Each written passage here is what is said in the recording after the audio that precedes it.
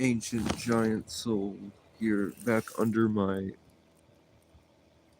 you know what I'm saying, den. I'm in my little den. And I watched somebody by the name of Candy, who was recently targeted, explaining things that I explain about and what they deal with as a targeted individual living outside the Matrix. And she became a victim of police brutality. Within seconds of explaining to 3,000 people, it was a I've been explaining for 6 months to 5 people. So I've been working very hard for my entire life. People thought I was lazy because I wouldn't go to school, but the things I was dealing with were way more emotionally and cognitively stimulating than school. I would go to school, and it was just the same Groundhog Day of children figuring out communication, the foundation of creation. And I would just sit there and watch them from the back, exalted.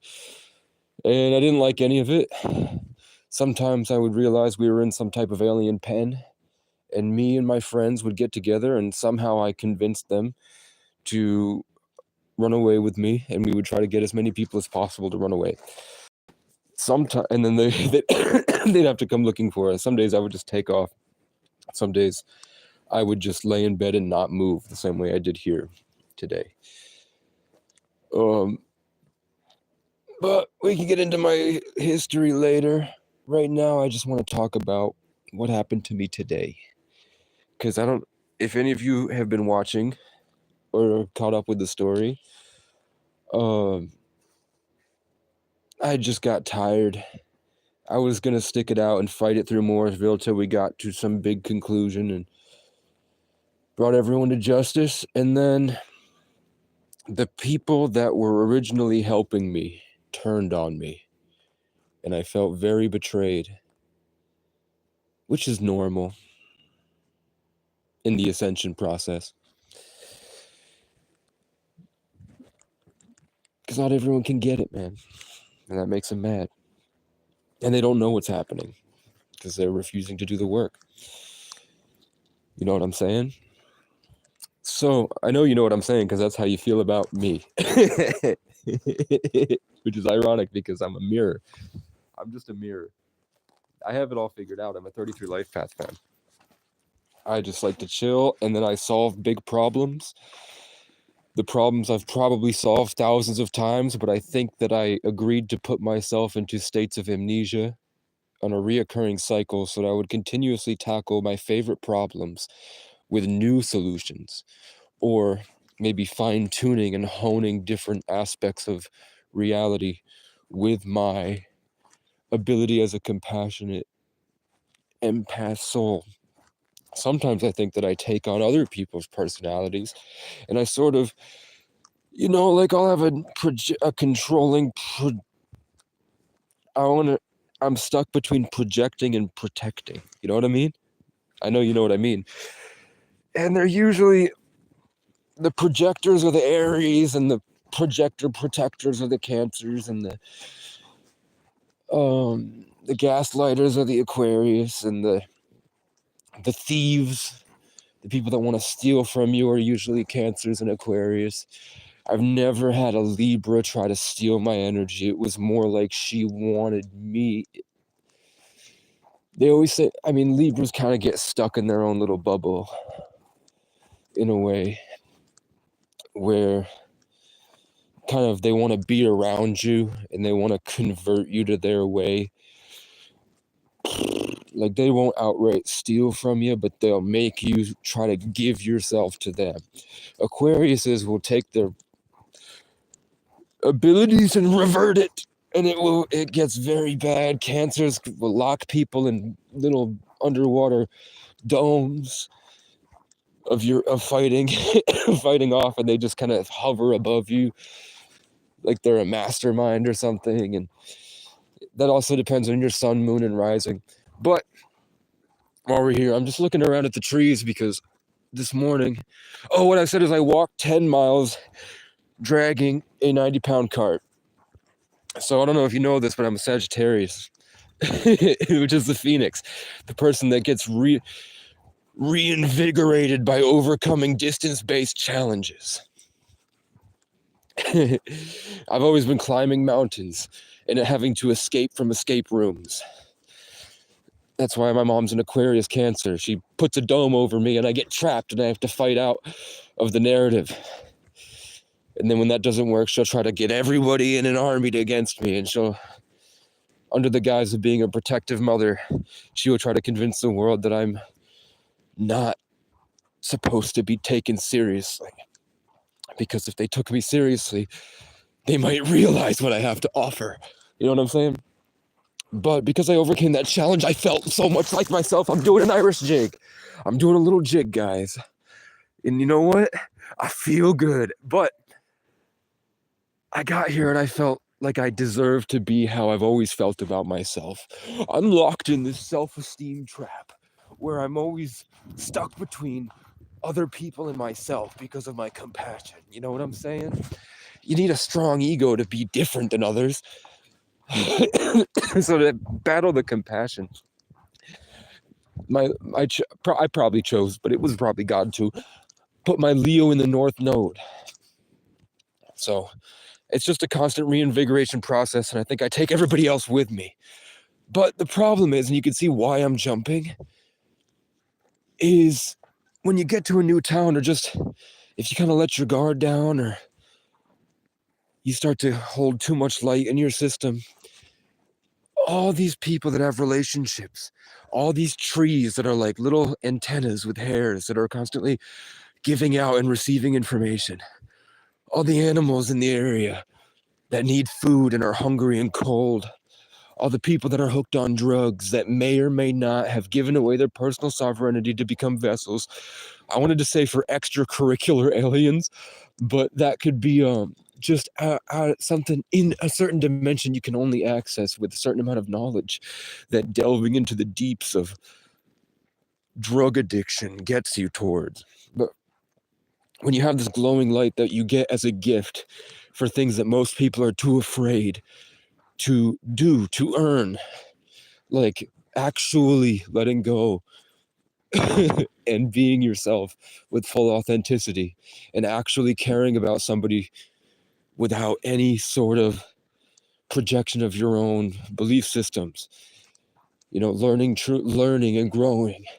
You might raise above and get some type of amazing fruit, and that makes everything that doesn't deserve what you have very hungry.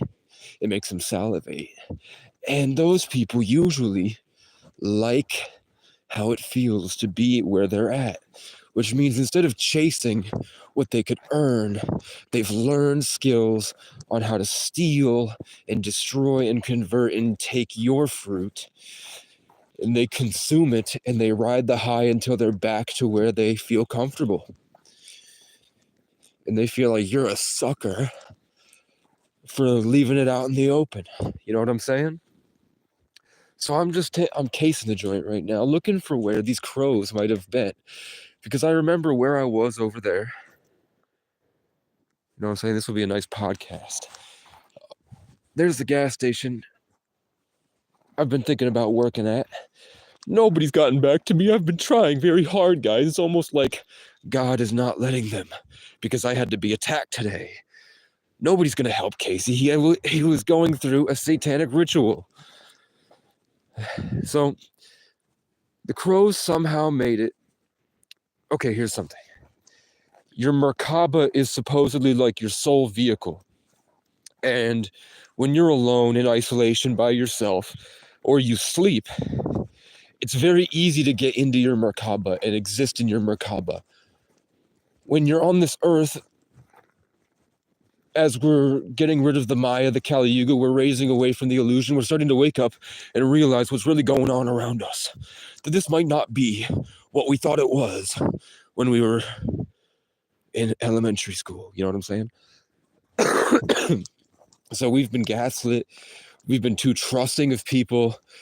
We had no idea that our impulses might not have been our own thoughts. We had accountability issues. We may have done things that we're not proud of and hurt people we loved. You know what I'm saying? And that all contributes to destroying the collective consciousness, the Christ consciousness. And in that destruction, there's what seems to me to be a deceitful force, sort of the embodiment of the subconscious fear, hatred, and angst of the collective.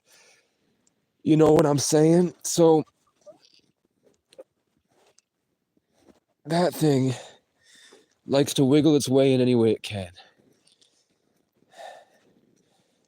And part of that means trying to keep you away from your creativity, from your imagination. It will cause you to be things like jealous, greedy, and all the other stuff in the Bible, gluttonous, keeping you in bad cycles to keep you from yourself. You know what I'm saying? So I'm talking to Nate and my dad here for some reason. You guys needed to hear that. So, I don't know, are you gluttonous, projecting, protective, greedy, arrogant? I don't know, fam. When all I'm saying is I'm doing donuts around these donuts that are shaped like the sign of Cancer, which is cool, but it's also, where have we seen this shape? It looks like a soccer ball. It also looks like the runes and these old orbs that are somewhere in like Shangri-La or something. Okay, but the point was, I've learned, because I've been sitting in isolation for my entire life, laying down in bed, half asleep, dreaming, but I'm still here, and learning how to hold it in place through intense storms so that I can maintain who I am and where I am and control and learn different states of controlling energy in a way that seems to piss off entire communities. And so even though I'm standing right here and my body's pointed this way, my Merkaba and my soul, as an Aquarius moon Sagittarius, which is completely detached and living in a higher dimension, I could be facing the other way. Look, now I'm astral projecting and I'm facing over towards the gas station. And now I'm facing you. And I can see a lot of different energies that are working with the mycelial network energies, and my Sagittarian curiosity is always pulling everything towards me, which can make people feel bad because they don't know it's all divine and that it's supposed to happen. It's highlighting a problem in their system and who they are. So, unless I'm full of shit, but I don't think I am. I think wherever I falter, I will learn and I will grow. So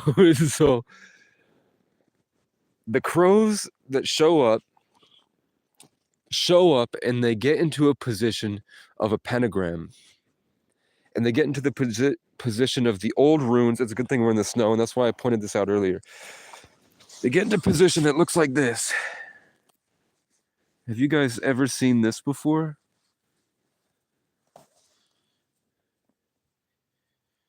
That looks like an Ankh, but that also looks like a human, and that also looks like an alien, and that also looks like the Viking runes that they would leave.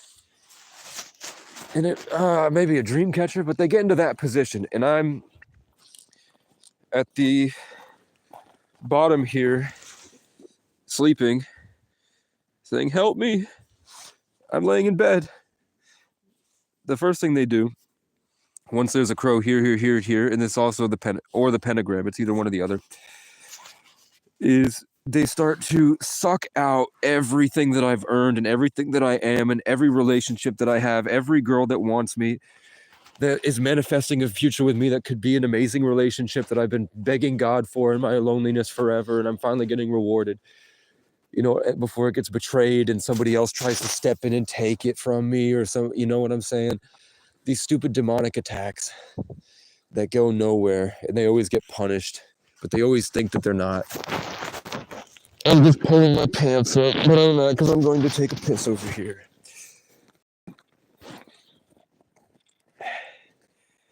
they start cawing, and they caw in patterns, and those patterns start to create a bubble and an aura, and that aura has a certain frequency, like dun dun dun dun versus dun dun dun dun dun dun dun dun. You know what I'm saying? I know you know what I'm saying. You're a water sign, so that lower frequency is to attack my natural high frequency embedded in my genetics and my blood that automatically takes it from the ether. It's nothing I have control over. It's something that's in my blood. Everywhere I go, people look at me because my blood is of a higher vibration and a higher density.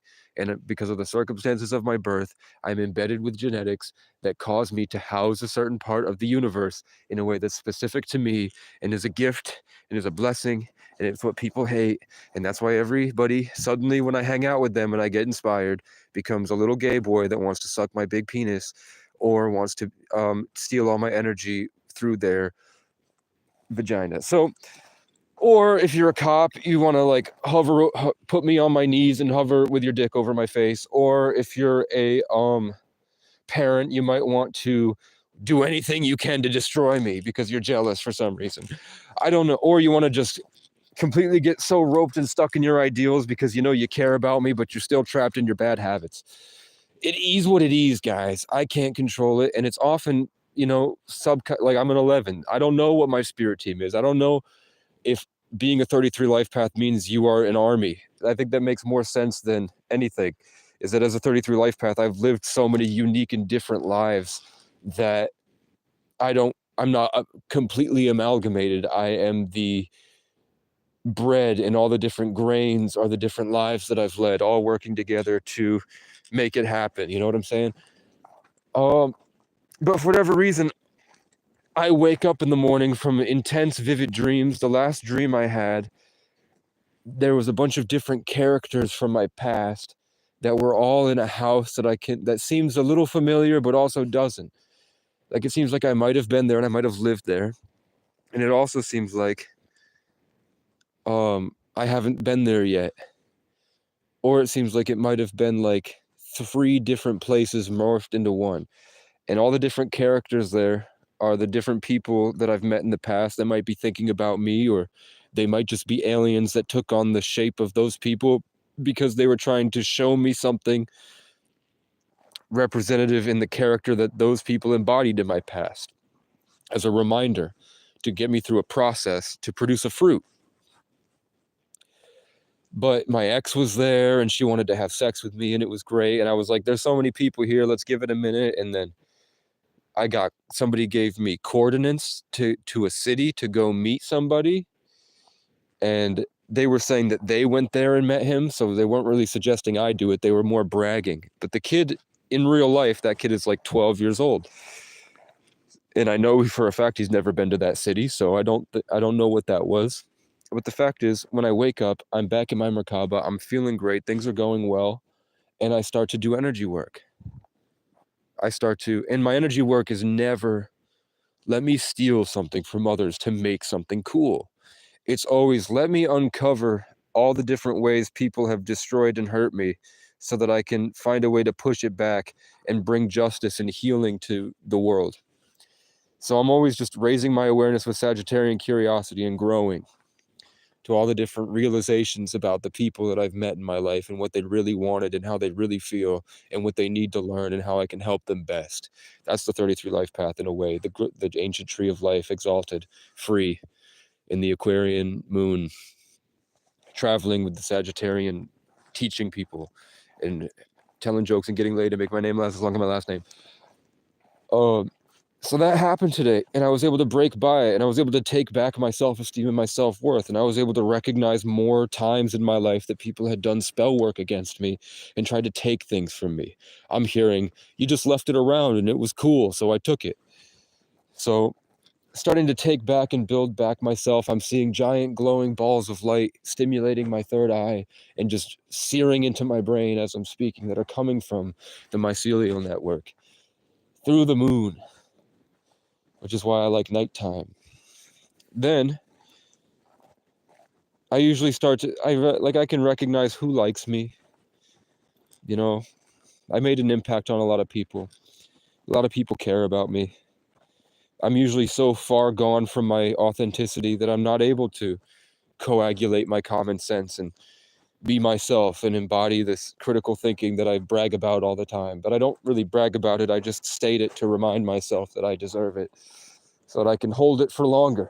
You know what I'm saying? So then I'll start to feel like there's something weird going on, because immediately I've had so many spiritual breakthroughs that when I start to ascend back and get kind of grow my leaves again and grow my roots back up or back out, the things around me stir. There's coughing, there's stomping, there's loud noises in confirmation or rejection of what I'm asking the universe is true or not. I can see you all floating around my phone right now in a little ball. So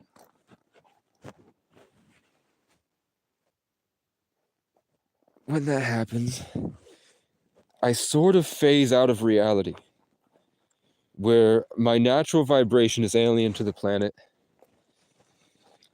and I don't know how to exist in it. Where I used to be able to hide, now in the age of Aquarius, there's no pocket dimension in the Pisces water for me to build a shell and retreat back inside, like a hat. Like I used to wear a hat. Now, there's nothing I can do but grow my hair out in defense and stand true for what I believe in. So when that happens and I start to phase out, I start to recognize in that frequency what else is not of the planet. When I realize that I'm an alien, I'm able to recognize in the particles around me other beings. And when that happens, shit gets crazy. I see cryptids. There's a shadow person standing right in front of me. Like, what you gonna do? It just phased in and out of existence. It was darker than everything around it. It just popped in and out for a second. I have to pull my pants up before they knock my socks off. You know what I'm saying? I've had entities that are beings of light, but they're like humanoid animals that are just silhouettes of light that jump out of the woods and come at me, and then they freeze in place when I'm too afraid to allow it to do anything. Where before I was curious and had my mind open, so the possibility of that thing being able to do what it wanted to do was greater. And then when I rejected it, my toroidal field, my aura, my observation negated the ability for that thing to be allowed to do whatever it was doing, and then it just froze in place until my mind literally made it forget itself. I have tried to help my friend John Michael with his crack addiction, and I stole him from his mom, who was allowing him to be hooked on crack because he was probably an obstinate little weasel. And I stole him and took him to the top of Hogback Mountain. I looked up to the sky. He ripped up my clothes and he ripped up my food and threw it everywhere. He threw a temper tantrum in my back seat. He was screaming.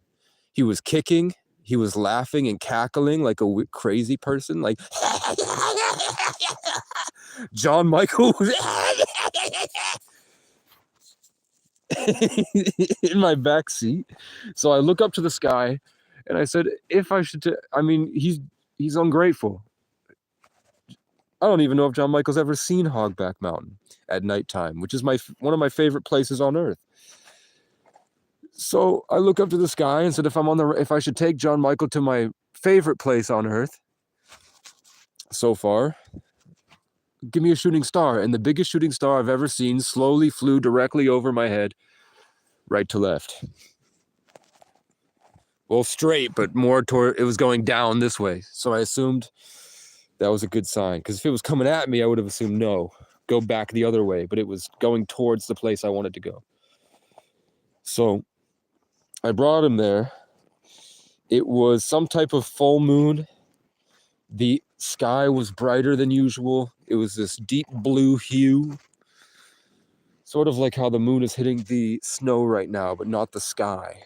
Not how the sky looks the way the moon is hitting the snow tonight. Appreciate everyone for watching. I appreciate you guys figured out how to like. I know in the past you didn't know how to like. I didn't know how to tell you to double tap the like button. That's how you like it. Or double tap the screen. So I'm sitting in my car. John Michael's in the back, and he's ripping everything up.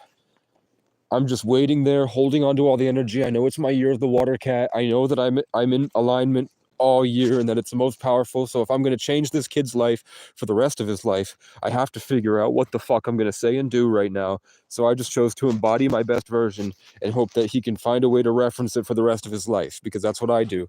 Is I take everyone that I've ever met and I take every experience we've ever had and I hold it in my it's now a part of me forever, and I can access it whenever I want. I have photographic memory. The only time I don't have photographic memory is when I'm under demonic attack. So, John Michael, in my mind, I open my third eye, which I rarely do because of all the crazy shit that happens, like whatever I just saw seconds ago. And then I'm looking into John Michael's soul and his spirit through his body. I'm looking into his field, which I don't tell anybody I know how to do. I'm looking through his energy. All of a sudden, his mind goes blank. He disappears from reality. John Michael no longer exists and never did. What I see instead is that a little hatch opened up in the back, and then it's revealed to me, not a hatch, more like it just faded out, like the waters revealed itself. It wasn't like anything changed. It was more like just things that were always there, I was able to perceive. And it was these blue aliens that when I look up and I said blue aliens, I saw a little tether of etheric energy go into the stars, and I saw a blip of light in response to it. And now I just saw another one, and I'm coughing because because the nanoparticles in the sickness have just disrupted my Aquarian throat chakra with all of my Aquarian signs, which usually allow me to perceive those higher realms. And now they're stimulating my junk, whether you like it or not. It's my root chakra. It deals with grounding and confidence. As a Sagittarius is essential, and that's why my voice is high pitched and I have trouble speaking, because I'm the embodiment of confidence. So you can see it's like a show off for how much they've hurt me. You know what I'm saying? You know what I mean, Vern? Fuck you. Listen. Oh, so there's these blue aliens with 3 eyes, and then like 1, 2, 3, like we have supposedly a third eye, like 2 humanoid eyes and a green eye. They have humanoid faces, but they go a little bit further back. They have types. They're like skin is sort of scaly, and some of them have horns around their eyebrows and around their head, and like that are sort of like crystalline, that they use to like receive and just transmit information. And their eyes, I think their eyes were yellowish, but I can't remember fully. It's kind of hazy, but I can remember their presence very vividly. And then in between all those crystals in the 3 eyes were tons of tiny little eyes that could open and close at will, that would just look like scales if you weren't totally sure. But they might not, like some of them were eyelids, or they might all have been eyelids, and they choose to close some of them. I don't fully know. It just seemed like a lot of tiny eyes. What's this? I don't like when big cars show up, because I feel like it's like an ambulance or something. And I don't like it's coming left to right, because there's nowhere. Let me turn this light off so I can hide easier should the time come. It's probably a dump truck, because they're probably sanding. It might be a plow that's coming down here I'll tell you in a second. It's a big, big mamba. And there's nowhere to go down here. There's literally nothing down here. You have to go like across a big bridge, and then it's a dead end. It's a school bus. So this might be a van. Oh, I heard about this guy. This is a guy that lives in that bus. He lives down here. Nobody's bothered him for years. They told me about this in the food shelf video. So these aliens, they just stood over me in my mind via him, and they were just fucking with me. Like, I was trying to like communicate with them in my mind, and then they would pick out something in my brain and they would try to kill it. Like, I had a polar bear spirit that I used to attack people in my mind when they would come at me in the year of the water tiger. In the year of the water tiger, when everyone's aggressive, I had tons of people that were trying, that I don't think, a lot of them don't realize what they're doing. They're still stuck in their mind, and they think that we're not in a collective. So when they think about hurting me, they don't realize that I'm on the other end watching them try to hurt me, and I'm just standing there, which is a lot of what aliens do, basically, is they just sit above your mind and they watch you think about having sex with your friend's girlfriend. and or your friend's ex-girlfriend, and all your little schemes. And then they just sit there and wait. And then hopefully you kind of wake up and realize what you're afraid of and realize more about the universe. You know what I'm saying? So they just sit there and watch. And a lot of people don't realize that I'm forced to. Like, I don't think about any of you until I reach that sort of enlightenment where I can make a positive impact in others' lives. For the most part, I'm just experiencing what's around me at all times.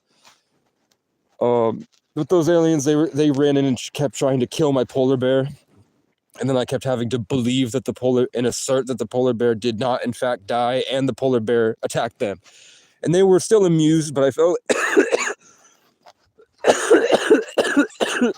I can see them floating around me and stimulating my throat, which is encouraging me to tell you to fast, and that this is why the nanoparticles are here. To disrupt the connection that we might have with these things by destroying our chakras and our energetic fields, by trying to get in the way and keep us connected to an AI that Elon Musk is going to put on us. And that's why we're so worried about immigrants and stupid shit, like homeless people that are suffering, that became criminals because they're hooked on drugs. You know what I'm saying? So I am going to smoke this. Fuck you. The cigarettes have nothing to do with the sickness. So those things were fucking with me. I've met them many, many, many times. The blue aliens that Sabrina Carpenter at the VMAs, you can look up, made out with a blue alien on stage. Jake the dog from Adventure Time turned out to be an alien starseed. That was a blue alien that had the same horns and the same eyes as these things. What else? Other evidence of blue aliens in media. But those things, which I believe are I saw meme ones that said the Arcturians were blue. I don't know. They could be Andromeda. They could be. They're not Pleiadians. Pleiadians are the pure light things that I might have seen over when they hopped out of the woods. Oh, but with John Michael, because of the realization that I was communicating with aliens, that shifted things in my mind that I was psychologically tortured into not being able to believe fully. I was gaslit and put through lots of rituals and torture and kidnappings and horrible things that have happened to me in the past. But if that's true, then this must be true happens. Then all of a sudden, it's like the spark ignites and I turn back into my true self, which is a burning bush. Or burning. I want to say it. I want to say it, but I can't. It'll be more impactful if I hide it, but the real ones will know what I'm trying to say if they read my poem that I wrote. When that happens, everything goes crazy because I have the potential to wake up everybody at once. I'm a 33 life path, polar bear spirit. Polar bears have 100 miles of territory in their toroidal field. I am everywhere, and I am connected to everything when I'm not tortured like this, which is why I must be tortured like this, because everybody's being tortured. So I must experience it the worst, I guess. Or maybe that's just Roger speaking. But it's not Roger speaking. It's just, it has to come through in a way that you can comprehend the energy. So it's more familiar to you. I just take on the people's spirit that this type of information has already been relayed to you best. You know what I'm saying? I'm a mirror. If I'm Casey all the time, people have their own opinions about Casey, but when suddenly somebody else pops in for a second, it's still me. It's just how the same way that I can choose to sing different styles, or I choose to put different instruments on a track. It's just, that's the best way the information can come through, is that if it sounds more familiar to what you've been conditioned to love and trust for a long, long time. You know what I'm saying? Which that's why the aliens show up as your friends and your family in your dreams. You know when you're dreaming about the actual person, and it is the actual person. And you know when something just doesn't feel right, the uncanny valley. So when you have a dream about somebody like I did last night, and there were tons of people talking to me, the uncanny valley like I had when I realized that was all me talking to myself or other beings in my head talking to me. But then I've had dreams where it's obvious that, and this was in Sundance, so that was 2023. I call that year my year of Sundance. That was my story that I lived, Sundance. That was my album that I made. And then last year was Storm, and then it turned into Savior, and now we're in this year. So, what up, Loca? I'm talking about spiritual stuff that usually gets me in trouble in the past. There's a big cold chill now. Because I have to raise the vibration higher. Okay, I was saying, the dreams. Yeah, I've had dreams about, some like an ex I was yearning to be with again, because everywhere I go, I can't find anything that felt like what I had.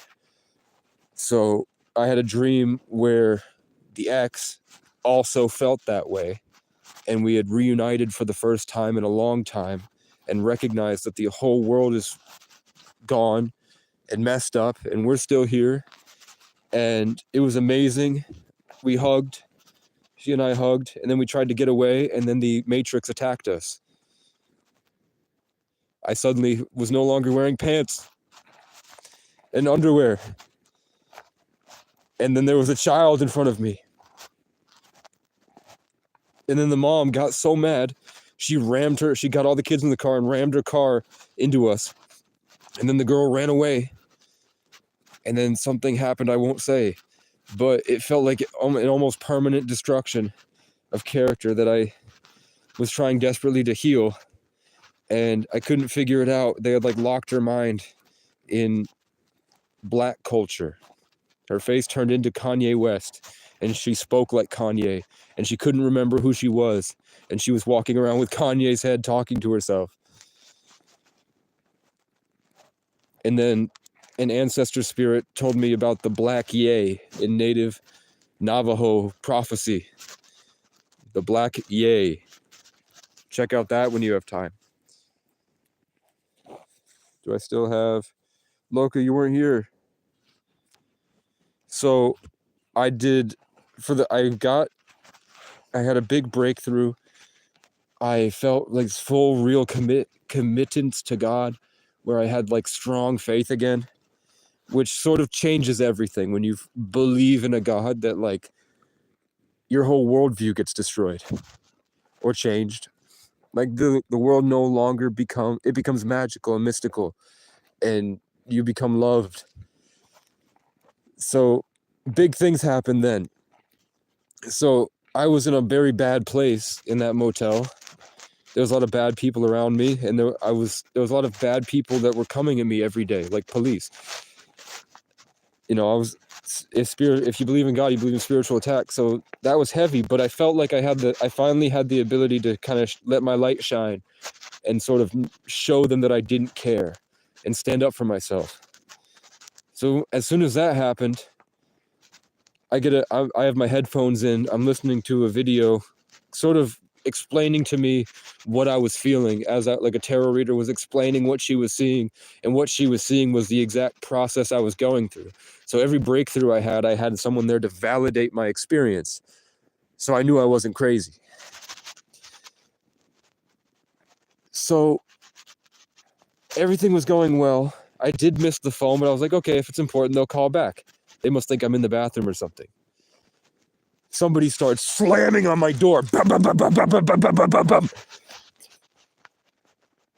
I go to the door like, what's up? She goes, owner called, said your window's open. I said, okay, I'm sorry. I was trying to explain to her I had a sickness and that the fresh air was helping, and that I didn't have the heat on, and I kept the heat the same way it was before. So they already had the heat at 36 degrees. So it was at 40. So it was fine. The heater was cold, and I was running an electric heater, which heats up the room a lot faster than their heaters were. Before I even have a chance to finish my first sentence, she storms into the room. I have to move or she's going to push me out of the way. I think she did push me out of the way, but I had a high fever, and I had just gotten through all that other vivid stuff. So she looks around my room. She goes, now we're doing a room check. So I assume she was looking for drugs. Didn't find any, because I don't do them. Then she looks at my trash, which I posted the picture of before, and she says, "This is not enough trash for one day. So because of that, we are not renewing your voucher, and you will have to vacate the premises at 11 o'clock, which was in an hour and a half." So I said, "Wait, what do you stop? I didn't know about the window. I'm sorry." The trash, before I even had a chance to say the trash, she started screaming at me, like yelling. The whole place could hear it. And she had somebody, a very skinny woman that was this woman's fat. She had a skinny blonde woman next to her that was sort of like her hype woman. And she was yelling at me about how I shouldn't have talked back to her and all this garbage. And I'm trying to say, like, no, you have a perception problem. You have some type of emotional issue. That's not what I said. But I was just trying to say that if you look, the tissues are because I have a cold, and it looks like it's overflowing because I have 2 V8 empty V8 Splash, which are big plastic containers on the bottom. So it's a very small trash can with a bunch of tissues on top. If you let me move those 2 V8s and I push the trash down, it's barely even an inch. And there's like 30 more inches on it. She started stomping down the hall, yelling, comes back, says some more shit. I say, "I have 102-degree fever." And she's like, "I don't give a fuck if you had 105-degree fever." And then she walks away, and I said, I think I held myself I think I conducted myself very well. And she said, if you had, you wouldn't have continued this conversation. So I don't know if that was cultural. It felt like a spiritual attack. It felt like she was pressing me for dominance for no reason. It felt like she was trying to trap me in a fear state so that I would feel in fear of her all the time. And that was a dominance power play because white people think that they're all in the military. So, you know what I'm saying? So I tried to call her through. Then a lot of my live streams, I called her back. I went live after that because I had a chance. And I tried to tell her, like, there are 3 other open windows. She didn't care. I tried to tell her, I tried to be respectful. She was very nice. I told her I had PTSD and how she came at me was wrong. I tried to tell her about the trash.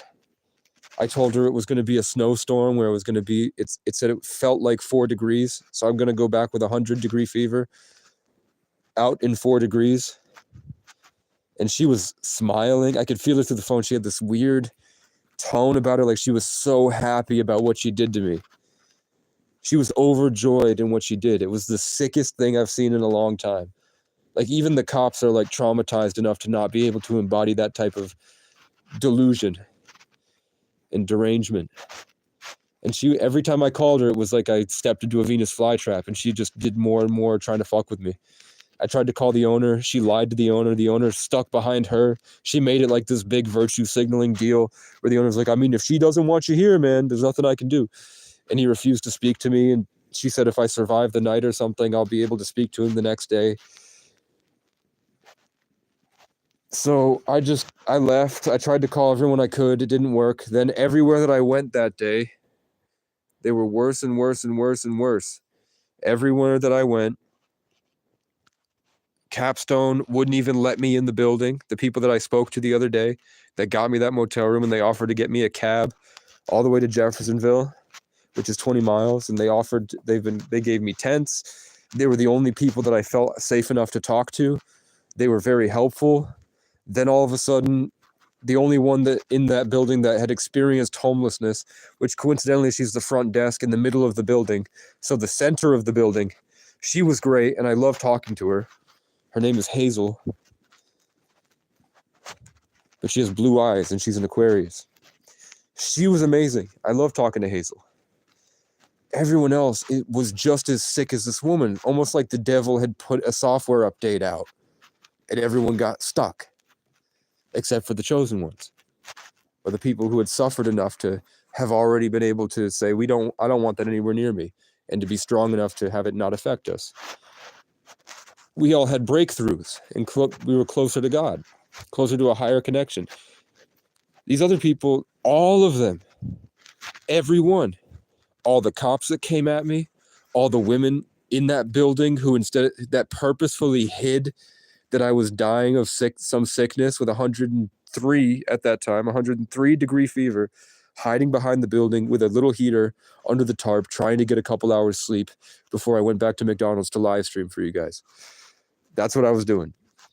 That whole time I was at McDonald's, I've most likely had some type of extreme sickness. And whether it was the flu or what, they didn't, for some reason, somehow someone was alerted to my presence there. Instead of going to the front desk, they went to a different worker. They sneakily got together, called the police, sneakily went around the front desk worker to come and try to entrap me into behaving disorderly. And they tried to manufacture a destruction of property crime by trying to have the worker at the building lie and say that it was her wagon that I was sleeping on, because the wagon side is detachable. So I detached a couple sides to sleep on, and he was trying to get her to say it was her wagon and that I broke it so I could get theft and destruction of property, disorderly, and then most likely resisting arrest.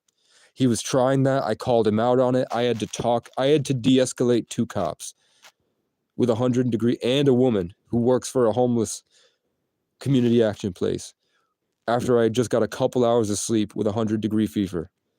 And I got through them all. I made them all look stupid. They tried at the very last second to block the door, posture at me, spit at the ground, stomping, speed away, making loud noises like slamming on their brakes to make that loud ceramic brake sound, while I was just trying to get up and go meet with the front desk lady that's been nice to me.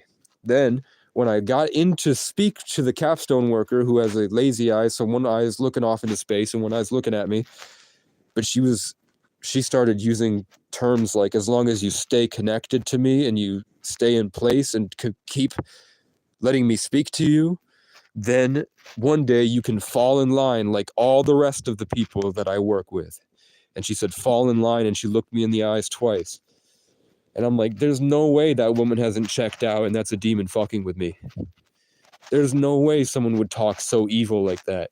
As long as you stay connected to me and let me lead you to a better tomorrow, you can fall in line like the rest of them.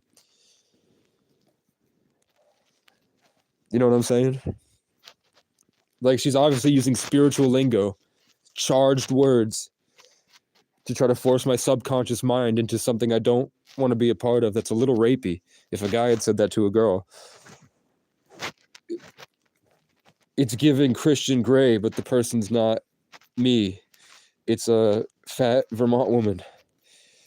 So I said I don't like any of those words, but she also mentioned she could help me get an e-bike through higher ability. So I'm like, okay.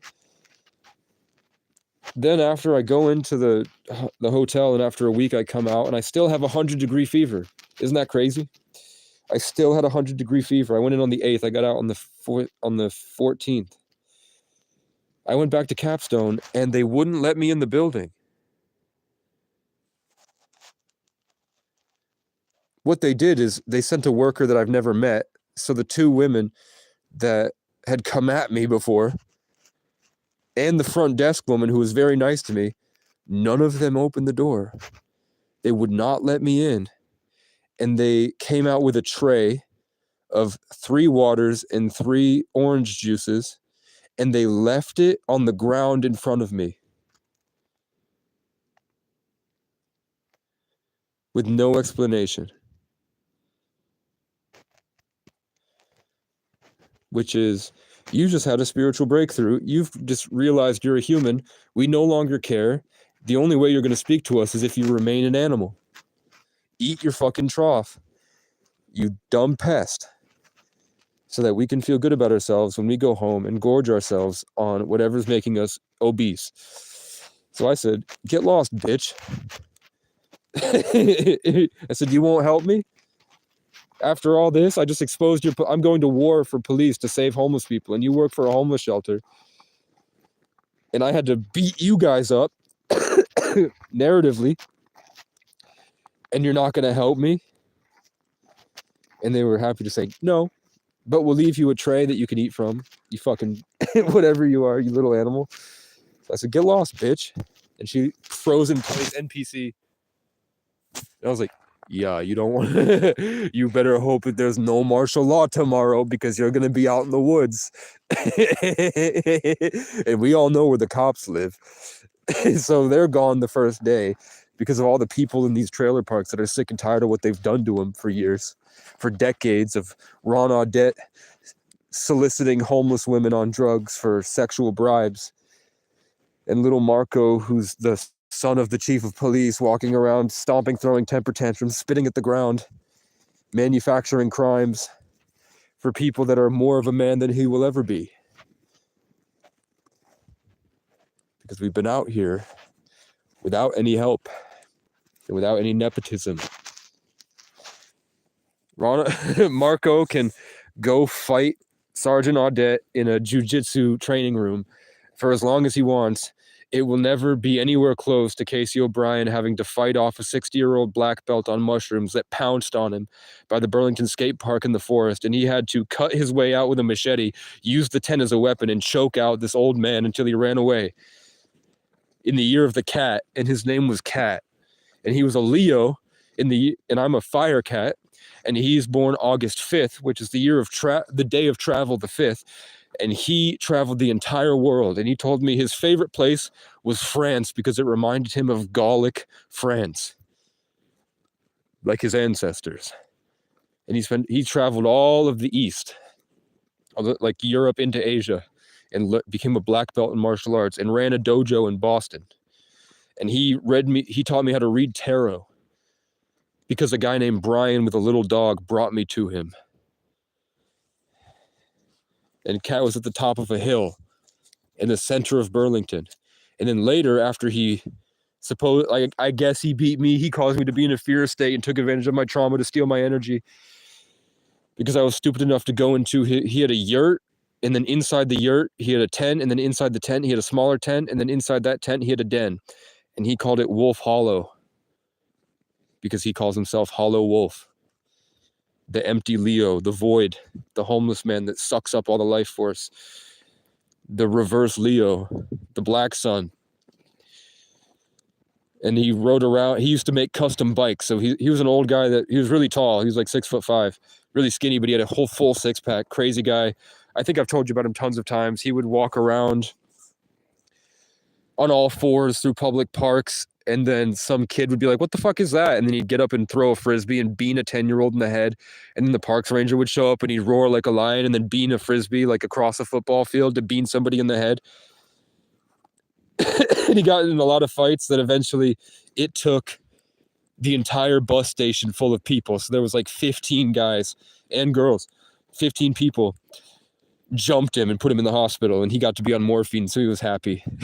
And then whether he stole my energy or he's a charmer, he somehow found a plug in that hospital to give him more drugs. So he would sit at Battery Park and would get all the people high. So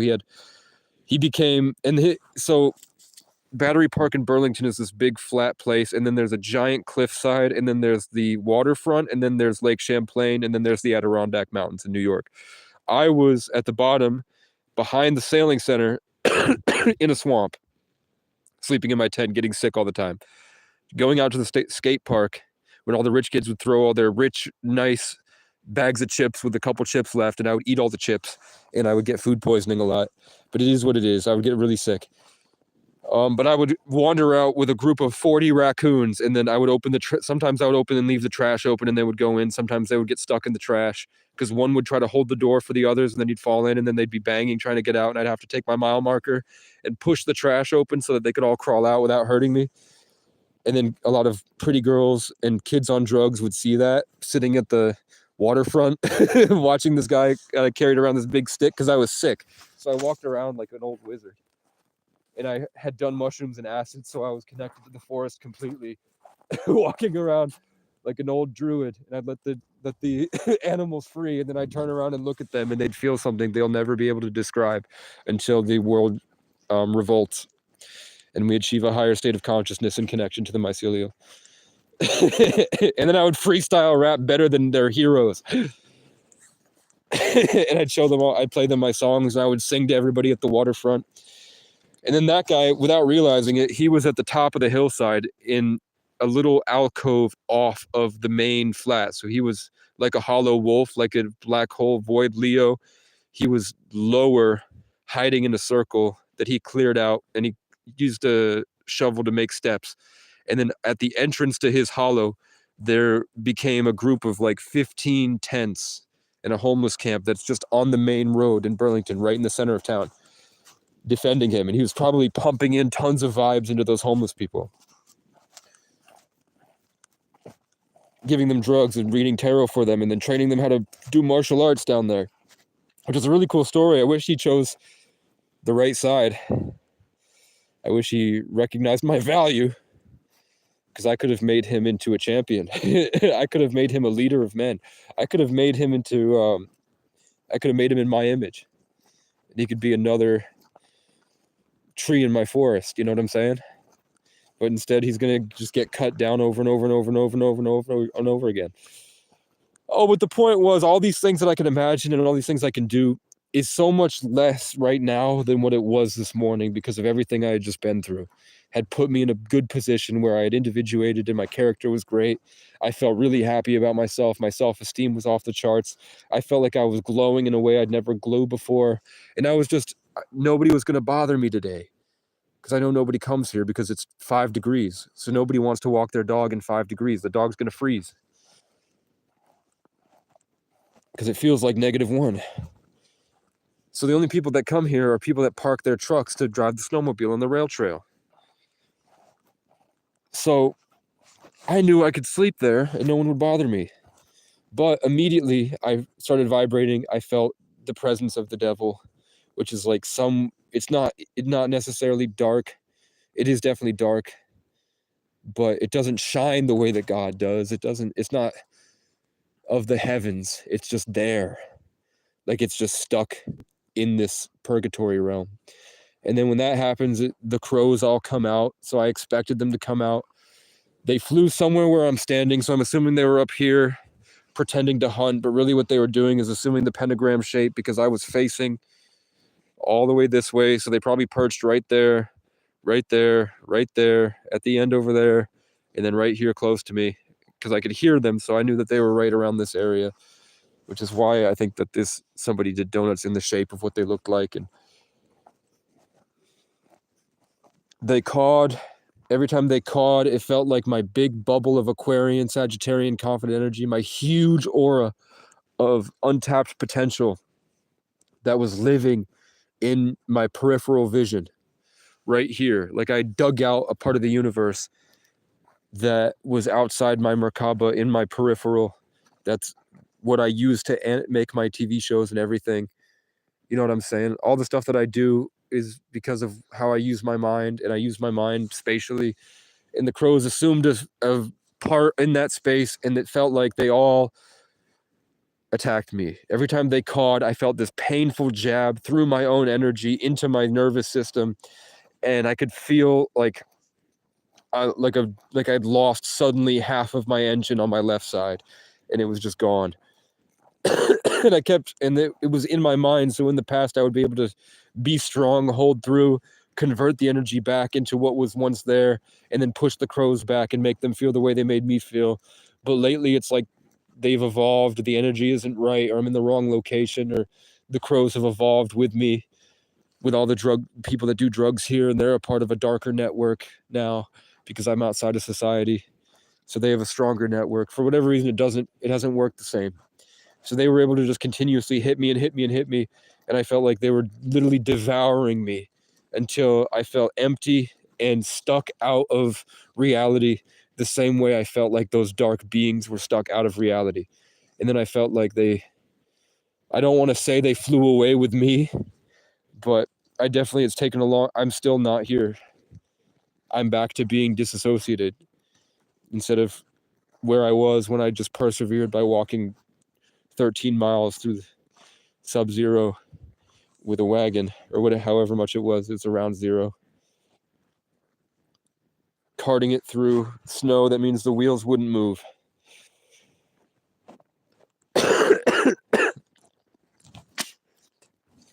And they do that a lot. That's why I would scream and I'd talk on the camera and be like, they hurt me. They raped my spirit. It's because they send a signal that destroys me. They're good at it. I don't know why they do it, but they do it. And then every single time, there's always an NPC that shows up that's disapproving of me. I don't know if that's a shame ritual. It's just using my confusion against me by embodying something negative so that in my mind there's a negative emotion that's sort of like at the forefront of my consciousness. So I just have to like fight off. It's like they locked me in a jail. It was like they used the NPCs to lock me in my own mind for the rest of my life. Now my memory will be tainted by what they did to me. That's 5D chess, guys. Destroying a moment in time by ruining a moment. But hopefully it's all divine timing. So that's what they did. It was a bunch of fear-mongering, crow-eating that left me feeling lifeless. And now, I don't know if you've noticed, but this isn't my personality, guys. I used to just adventure and make jokes. All I did was adventure, make jokes, and philosophize.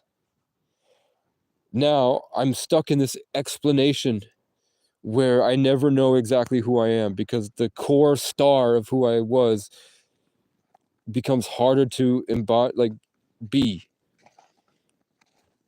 Like, it's like they locked me in amnesia and I walk around a puppet for a long time in the past. And I have to move on from it and work, and I had to in the past work on and move from it. And it was a recurring cycle for a long time. And that's why I become like this. And then I'll get back to it and I'll realize this whole thing was parasitic. And I wish that I had just been by myself, but making content is important. And especially documenting this whole thing is important. Even if I don't really know the people on the other end or what they might do with this information. But in the past, the people that I tried to lift up and make better all tried to use it against me and betray me. So I can't control what other people are going through. This whole thing was for me. I made this content because I liked who I was when I was alone. And I wanted to share with people how good it feels to be in a freezing cold car with nothing and then find a bunch of free chicken in an aisle of a store and take it and then run out like a raccoon and hope nobody catches you and then go back to your car and eat the cold chicken while you watch YouTube videos of 30-year-olds acting like teenagers on Smosh. That's what I used to do. And then all the different places that I loved the most, all the different people that I loved the most got surrounded by Caseys. You know, Smosh got infiltrated by Irish people. Keith Leak turned out he went on camera, looked the camera right in the eye, and said, "My name is actually Keith O'Brien. I'm Irish."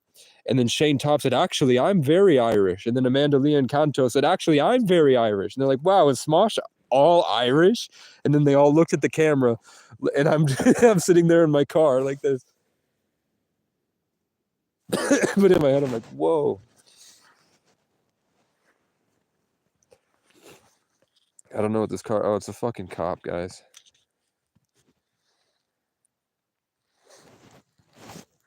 I told you. He's gonna bother me. Nope, he's going away. No, I'm gonna walk away. You're not gonna be able to drive near me. You think you can go down that long way, and by the time you come back, whoever I'm here to meet will be here. Joke's on you, I'm alone forever. Forever alone meme. Forever alone meme. It's me. I'm the forever alone meme. Forever blowing my nose. Shit's coming out of my nose, not up my nose. Cracker, you fucking honky.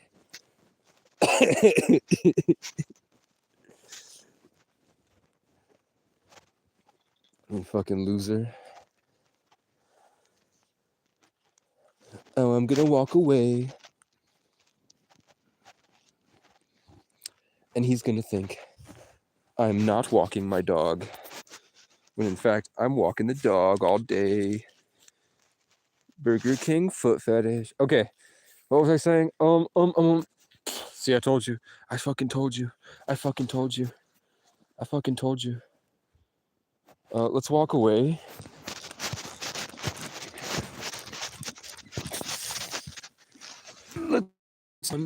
But we're running.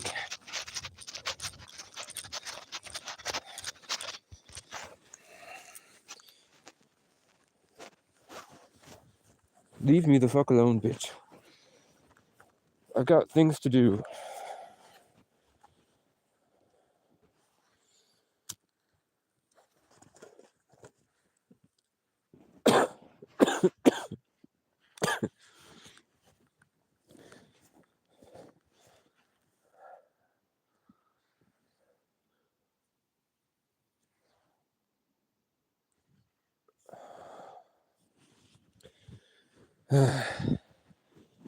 Here's some suspense for you guys.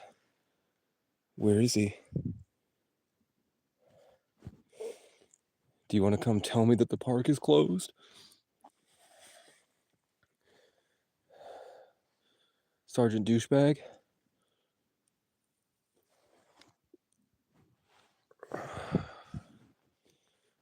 God. There are homeless people that go live and just say, "Can somebody please help me with a motel room tonight?" in their cash tag. And they got 600 people in the chat listening to her whine and complain about what people are doing to her.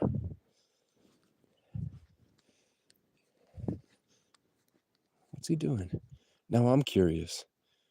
I'm the deer in the headlights walking up like a buck next to my tree. I'm on a hill next to a tree, staring out at the trailer parks. My mom's a Jew, and that means I am too. I'm rubber and you're glue. Everything you do comes back to you. Where'd he go? He's just waiting. He did not go. He's just waiting with his headlights off. What's he gonna do? Where did he go? Oh, you think it's an energy game? You think maybe he felt my feeling of safety in this wide open space to channel the heavens down for you?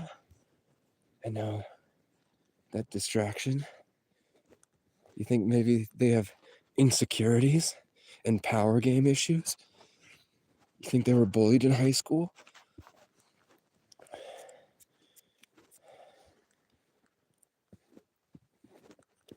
You gonna leave, mate? You ain't slick. I can't light the cigarette I want to. Well, I can't turn the light back on. I want to continue my story about the crows that take it and leave it. And then the next part that happens usually is I have a lot of projecting gang stalkers. Gang stalkers are people that are so obsessed with you, they almost leave their life behind and they're stuck in yours. People that have so much insecurity, self-hatred, so much issues that because you're on yourself, you're trying to get better. You're trying to be the best version of yourself. You're trying to do better things. Or maybe you have issues you don't realize, and maybe you accidentally wronged them, and that was the wrong person. And now you're stuck with them until you figure it out. But I didn't really. Man, I just dated the girls that he liked, and they would choose me over him every time. So he got so obsessed, he literally said he wanted to become me by stealing me from me. Isn't that crazy? I had somebody that wanted to attack me by standing outside my house in his car, drunk, and he just thought that sitting there in the same way this cop is doing. Okay, so the universe is using this cop as an example, guys. He would sit outside my house and just watch because he thought it would do something spiritually. And then eventually it consumed him so much. At 3 a.m, he texted me calling me a bunch of names. And I called him and tried to tell him, hey, your girlfriend might have been sleeping with me for a while. She might call me daddy when you're at work. You don't want to play this game. I don't want to hurt your feelings, but you're going to keep coming at me, bro. I'll say it. I'll show you the screenshots. What I told him is that you're stupid if you don't think that putting a tracker in your car is going to make her not want to be around you. And it's going to make her put her tracker that you put in her car, underneath her grandmother's car, and she's going to come suck my dick and tell me how much better it is than yours because you have a micro penis and I'm blessed by the Most High. So I'm hearing my dick is a tree trunk because that was a subconscious thing, an impulse that came through a friend that said he used to steal things to become cool that were just lying around. Where do you think those came from, bro? It's all my root system everywhere I go. But we're just gonna walk up and audit this guy for content. If he's just gonna sit here and wait for me, I'm gonna introduce myself because I'm brave.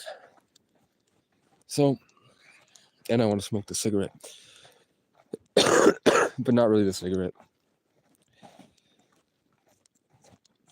Since that moment, because before I was dating the girl and I was sleeping with her. After that, I'm like, I'm not going to sleep with her anymore. Bunch of drama for no reason.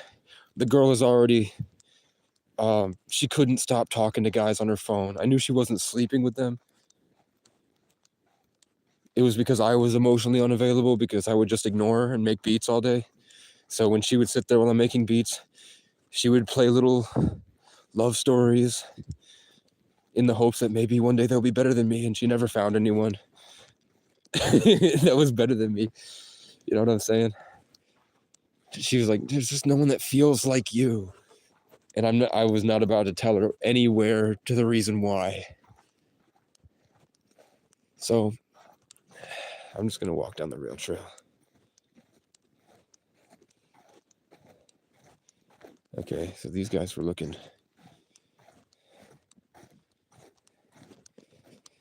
So these guys might get me in trouble. So the cop left. He was probably after these guys.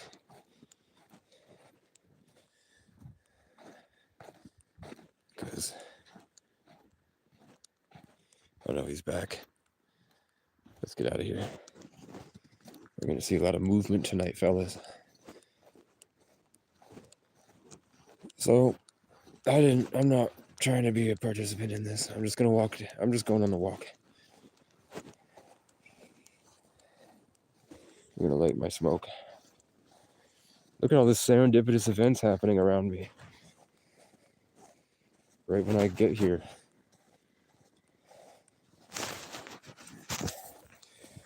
What was I saying? Oh, yeah. This is just probably some Bitcoin mining spell work other people do because I have the bandwidth. So if I'm funneling, sort of like how they tap maple trees because they keep producing sap. If I'm around, there's always people that want to come tap my tree. So for years after that, because I made him feel bad about himself, and it was revealed the girl he fought so hard for years, the same way I thought that I fought so hard for that girl. It turned out to not be shit. She did what she did to me, to him, with me. She cheated on me with some kid that she dated in the past, the first week of the relationship. Then she wanted me the first week of their relationship, and I knew that was the case. She's stuck in a cycle, but I'm not about to turn that up. I was just in Miami in a mental hospital for a month.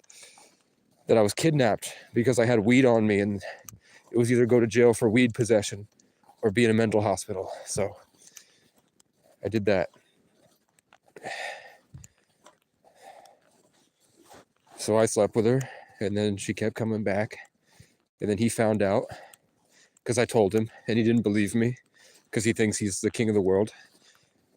So I humbled a narcissist. So then he would obsess about me. He would stalk my Facebook. He would show up. He like cut my car with a knife. He did a whole bunch of shit for a long time. And I've always felt like he's just floating around me. So when the crows show up, it's almost like he starts talking. Or maybe it's a demon that's wearing him as a mask. And then I look back at my content sometimes, and I'm like, holy fuck. For like 2 weeks, I was in like a bipolar depression, and the only thing I was creating was his energy, his personality, his inadequacies, his insecurities. It was like it was like I was ripped open and ripped apart by crows, and all that was left was the energy of the guy that spends all day hating me, that he had sent to me. So that's what made me realize about the evil eye and projectors and gang stalkers and all this stuff. So that happened where I was unable to find myself again. And I just started talking at his frequency. And I even did the same thing he does that I didn't like, where he uploads a picture of himself on the internet and the comment is half-assed and there's no poeticism, and it's just like hurts to read and you feel bad for the guy.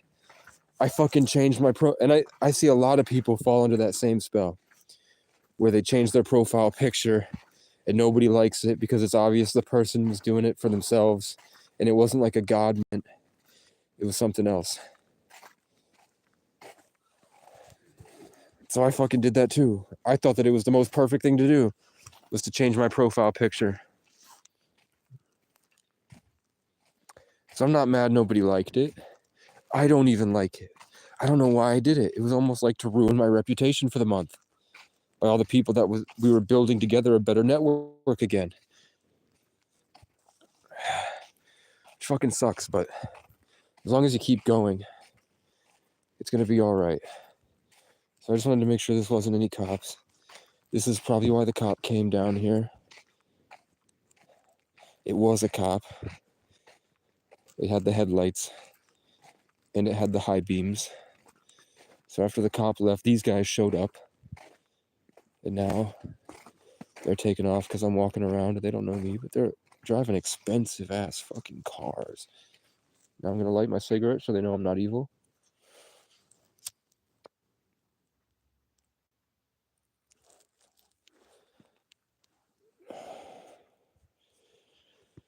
They're doing some illicit activity or something. I'm not trying to bother them.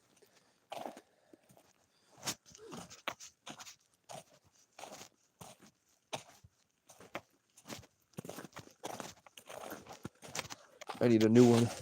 Shit. You're good. I ain't gonna go near you. I'll go around you. I'm not trying to bother nobody. I just went on a walk myself, hanging out, talking to people on FaceTime. See, look, I'm not bothering you, man. You don't gotta go near me. I'm walking around. I'm on the rail trail. I don't care what you try to do. You'll get punished. You try to steal my energy. You know what I'm saying? Oh, it smells like... I don't know. Dakota, my old friend Dakota, had conditioned me to think that weed that was laced with a bunch of chemicals that get like shatter was the good weed. So that weed doesn't have the flecks of whatever metallic thing used to get us high out of our minds. Hey, look, all the gang stalkers are leaving when I return. All these NPCs, all the people from this live stream as I return back from my journey are now all leaving. That's weird. What was I talking about before these guys showed up? Because I must have been getting somewhere to have all these people show up into my area. And I coincidentally walked around them, in between all of them, speaking, reverberating over the snow. And now I feel cold, but it's okay. Yeah, that guy I have people that I feel float around me, and some people, it's a lot harder to get through to them, and I'm not sure if they can see me or not, or what they are. But I have one guy that's been relentlessly for 2 years, and then I have one guy that's been relentlessly for almost 10 years now. And every time I beat them or I ascend in popularity in the community, like talking in my Brattleboro groups, here I am at Johnson. For some reason, the aliens want me to show the camera where I am, so maybe I should. I don't know why. I just got a huge hit, and now I'm hearing something explaining that money and inflation is important. So someone needs to know that inflation is happening, or maybe my spiritual money is inflating, my spiritual wealth. But so after the crows do like the degradation rituals and the destruction of me, and I feel like I'm in pain, and it's hard for me to even move. Like they lock me in awake paralysis, and the only reason that I'm functional is because of my Aquarian moon. When I'm high and I'm like not in my natural sense, it's impossible for me to move. But because I'm so like I grew up in isolation, and I used to have a mom that would freak out and would run around screaming. So and I used to have a dad that would freak out and break all my shit. So hiding in the back of my mind is pretty natural. So when the crows do this to me and I get locked in a frequency prison, I'm easily able to weather the storm and slowly crawl out of my den. And I think that that's why I go through like these periods where I'm only comfortable hiding in a little den in a wagon or in a tent or in a car or in my room or in an apartment, because that's my safe place. I work best, or I feel best, when I'm watching content and looking at tons of cool art and appreciating all this art and beauty, hiding in my vortex or my little cubby tornado or my bear den or my snake pit or whatever. And then I crawl out is like going to war. Every time I crawl out of the den, it's like I'm going to war. Like I've gone to war thousands of times, and this is the most simplified version of all the epic things that I've done. It's very cool. Like, I probably have gone to war and won. I've probably led armies to battle. I've probably been a polar bear that had to like fight other bears and killer whales and all this shit for dominance. Maybe I led a wolf pack or something. But that's how I feel when I escape my den. Because in this life, the simplicity of it, plus the way that the world is in relationships and the Pisces to Aquarian age and all the different stuff, and I'm just traveling, and I get to embody as like a nod to my higher self and all my spirit team that's been with me for this whole journey through time. It's sort of like an homage or an Easter egg or a nod to like my past lives. When I leave my den, then I go out and go to war, trying to save the world.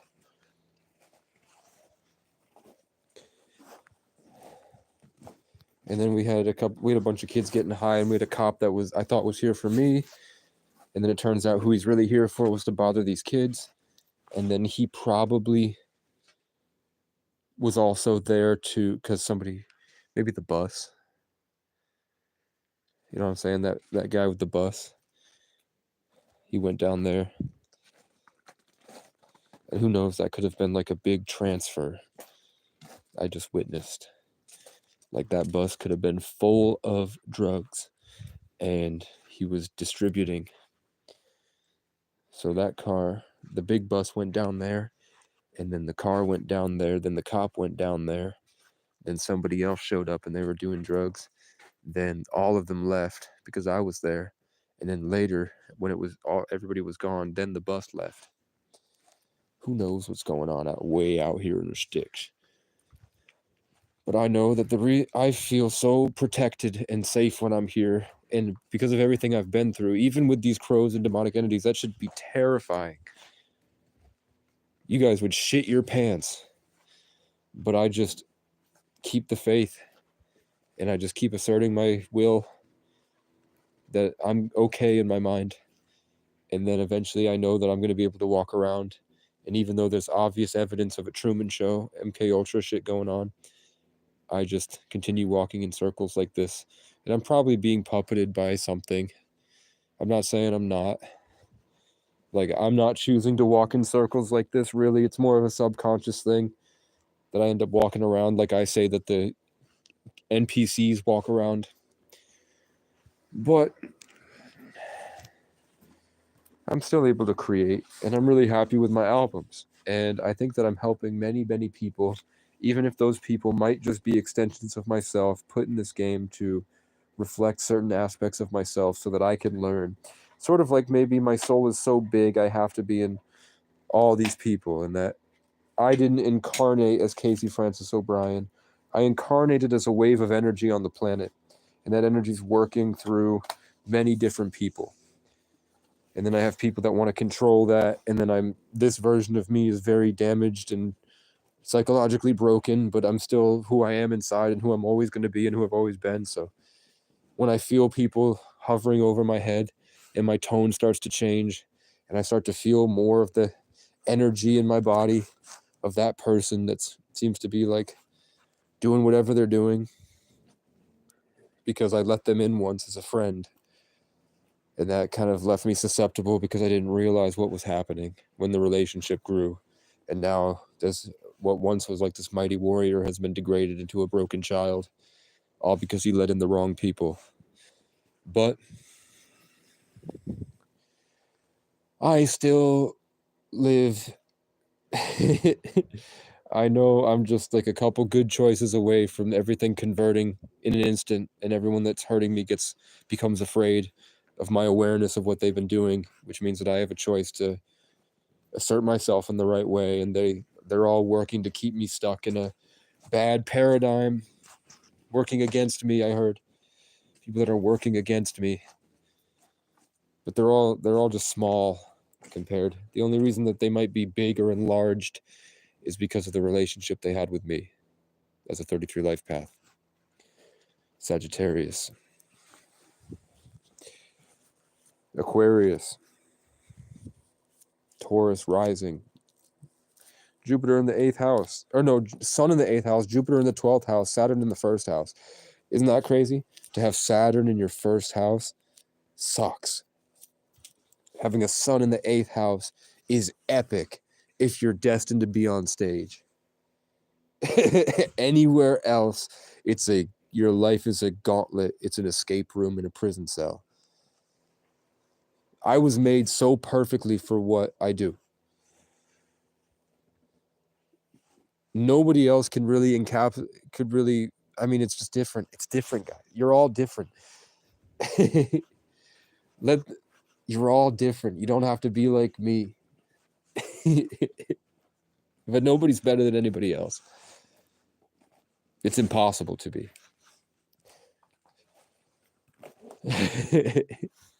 It's all your actions. But I am in the mountains, and the closer I get to these mountains, the more I feel comfortable walking around. Like I hide in this den or I hide in my room because I'm trying to replicate the feeling that cats feel when they're in a box. So with these mountains on my left side like this, and these mountains over there on the opposite side, and I'm in the valley right here, I feel like everything's going to be okay. And when I'm in the plains and I'm in Arizona and I'm in the flatlands and there's no mountains around me, I feel like I'm going to explode.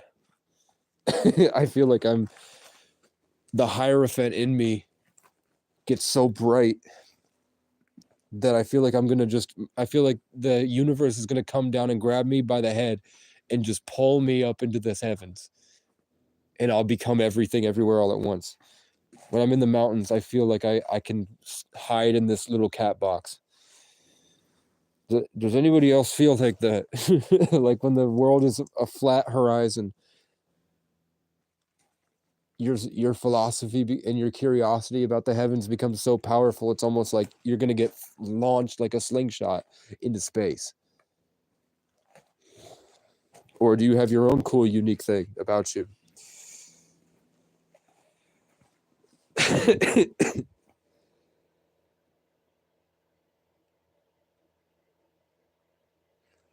I don't know about campus, man. Vermont's a very private property, keep out place.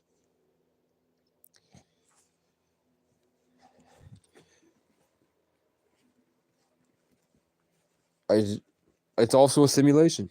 You know, I'm sure where there's a will, there's a way. I don't know how far away it is. I'm trying to just gain my strength tonight. I was talking about a lot of shit that happened today. Battle for Your Brain, I'm sure he knows. I think Battle for Your Brain is a middle-aged man that had a very traumatic experience that woke him up to this undercurrent of the simulation and how the government sort of keeps us as a reality TV show or a science experiment, that's probably working with demonic forces and aliens to do so, to sort of farm us for the fruits that we bear. And today it happened with a bunch of crows, and then somebody walked up to me like this and went, right after the crows. So the crows are calling and screaming, and I'm fighting the crows off for like what seemed to be an hour. And then somebody with the same Ron Audette type of NPC angry stomps slowly walks in the perfect way that would make me afraid of what's happening. And then they slowly stomp over to me in a fear ritual. And then just went, And I felt that it disapproved of me. So I was worried that that was like an alien testing me with the crows, and I failed the same cycle that I've been trying over and over and over again with the crows, and that was its disapproval because it walked away, and then there was no car, there was nothing. There was no footsteps leading off of the rail trail. There was no car that it came from. It was quiet as a mouse until it was right here stomping. Bum, bum, bum, bum, bum, bum. And then disappeared. So I don't know, but let it be known that happened. That fucking happened. And it's not the first time that's happened. And it probably won't be the last. So I've been in pain, fighting and struggling, and I'm out of food. I have the Cheerios, and what I'm out of is food that stimulates my body. So when I drink like the mango juice, and I have the juice that tastes good, and I have the McDonald's McDouble, and I have those other stuff, like when I had the motel room, and I was able to heat up that pasta with the sauce and the cheese. Those comfort foods sort of add fuel to my fire, and I rebirth like the phoenix. And and then it's all back. All the negativity just comes back, and I keep going. When I have I'm eating just cheese, and I'm eating bread. I have bread. I'm eating peasant food now because I spent $30 on that Chinese food, thinking that this would be the perfect time to reinvigorate myself because I just got here and I feel good. I thought that I was going to be able to get sleep, and then that celebration would push me into a higher vibration I would use to tackle the town. What happened is I did that, and it worked, and then the crows showed up. So I've sort of it's like, I think Buddhists talk about life is push and pull. Everything that you pull, there's a push, and everything you push pulls back. So that celebration I tried pulled the crows towards me. I was trying to produce a lot of good things, and in return, I got consumed viciously, which is why they say that life is suffering, and that you're supposed to suffer all the time to get God's glory. So I should not have been trying to reinvigorate and embody positivity and then storm the town embodying my amazing self. I should have been going in as a suffering, homeless hierophant, making a difference like I did in Morrisville. And then I would have pulled in a lot of grace and then slowly worked up that way, like these mountains probably did, from the ground up instead of from the top down.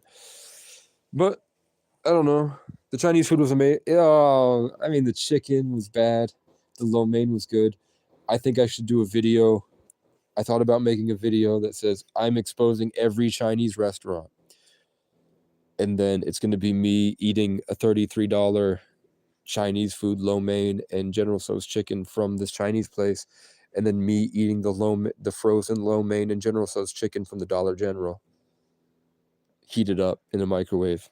And I'll tell you which one tastes better, which I'll fast for like 3 days I'll tell you which one makes me feel worse when I eat it, which one makes me feel better.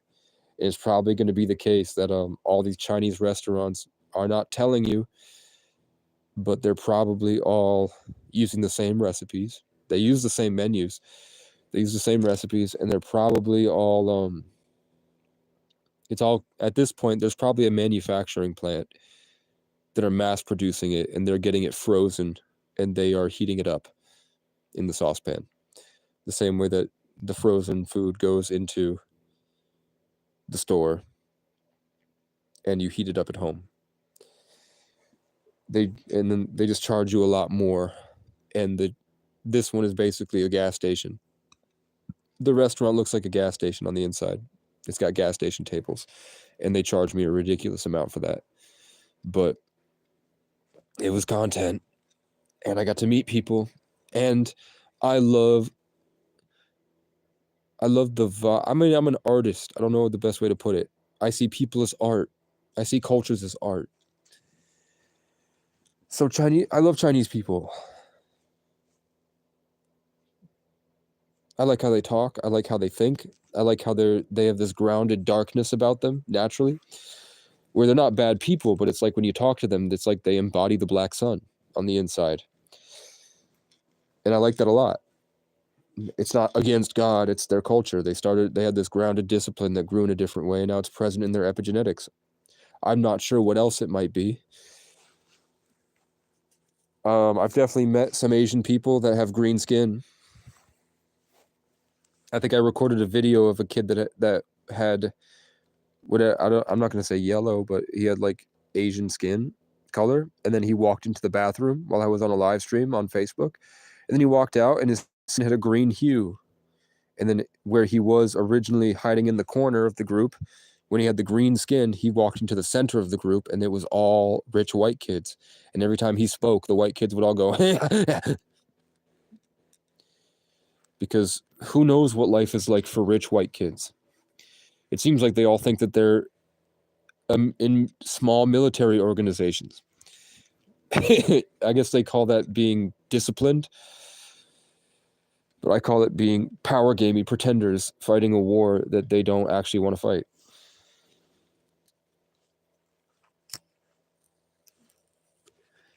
Because I was getting better results as an Irishman. I guess I would call them honkies. Irish people are crackers. Those guys are honkies. They're a bunch of white bread, white privilege losers.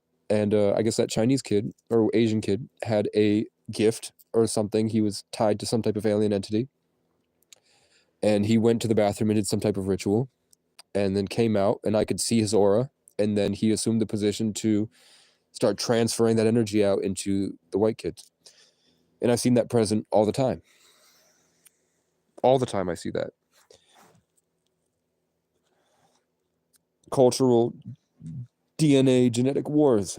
Have you guys seen the meme where it says, in this house we believe, instead of saying in this house we believe in science and we believe all humans have equal rights and whatever those things that white people put outside their house, there's a meme that says, in this house we believe Bigfoot is interdimensional, aliens are real, the earth is flat, and Jesus was a pagan fish god, or whatever they say.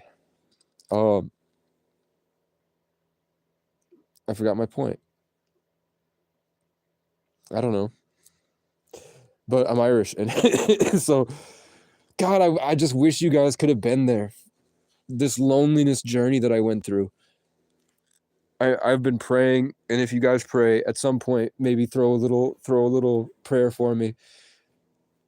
Not that it's necessary, but that I find a way to be able to go back through my memories, and I can sit maybe in a Sprinter van at some point in my life, and I can just hide in the back the same way that I hide in this, and just like this other representation of myself that's found its way to me, Candy from Creole, the homeless woman that's begging for the motel room every night with 600 people watching,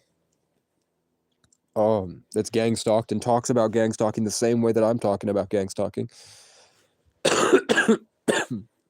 that gets attacked by police same way, by the same people with the same names as the people that have attacked me in the past. You know what I'm saying? that channeled to a pre walked around some small town in Florida, and the only people he met were the people that I talk about, the same list of names that I meet in a day. And then the whole world started talking to me the way that that guy talks when I was watching his content, which means that that taught me a lot about making sure you have positive influences so that you don't accidentally boost the wrong guy who was fighting for power when he shouldn't have, because he has an outdated belief system. Or maybe he just hates the world the same way I do, and he's taking advantage of it in a way that I'm not. I'm never trying to steal your energy ever, but there are people that are influencers that are doing shamanistic pagan rituals with your attention while you're watching. I've lived in the cold long enough. I probably have an aura that lets your energy not affect me. And I'm talking to the universe like an alien talks to a collective consciousness. I'm not exactly talking to you guys. When I do talk, I read chat and I respond to chat, but maybe it's all the pedos in my life that I've met and all the creeps that I found a way to be locked in my box, which has helped me a lot. But they have these people that I find that come to me either outside or inside, or in my phone or outside of my phone. They're living the same thematic things that I'm going through by the same people by the same energies that have the same names, regardless of their third dimensional body. You know what I'm saying? So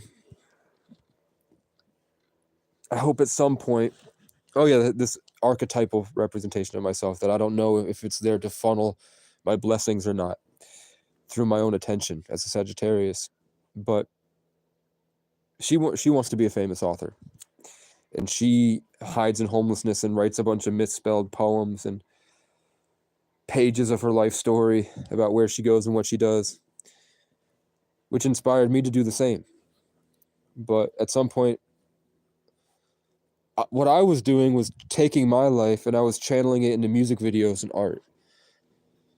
I wish that I had kept track of what was going on, but instead I made it into TV shows. So I have amazing epic TV shows that are fantasy versions of the life I lived. But I think it's almost better to have it here. And then when I get to that point, I realize that I'm probably creating this. The way that I take how beautiful my life is and I turn it into an epic fantasy. And then I realize that my life is way better than that fantasy. It's just going to be, it would be really hard to explain, to show anybody my life through my lens.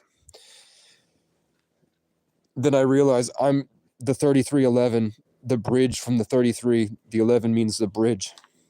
I'm bridging into this world. Sagittarius, Aquarius, Taurus rising, Jupiter and Aries in the 12th house. I'm probably, like my last name means exalted, and Casey means the ancient tree of life. I'm probably like the composer. I'm probably exalted out there in space, and this life is my art, and I'm finding out that I'm the artist the whole time. That makes more sense to me. And that's why Prince said, any art that you make is just to drive you closer to the divine. Everything you create is just to lead you to your highest potential. If you sit down and make a modern art installation, whatever you were inspired to make was just to lead you to the realization of who you've always been and who you are. And then that's called alignment, which 11s are naturally in alignment. It took decades of trauma to drive me out of alignment. I'm hearing you're very proud of being a Grand Cross. I don't know what that means. It means that, I guess it's rare. It means that you have like cardinal signs that are conjunct in a way that's shaped like a cross, which doesn't really happen a lot. I'll have to look more into it, but it's not it. The universe wasn't telling me you are a Grand Cross and that's special. It was telling me you think that you're very special because of the Grand Cross. Either way, it's something you derive power from in your belief system, which is really good. And I don't, let me look up. Okay, I'm seeing the Universal Studios logo where the whole planet lights up.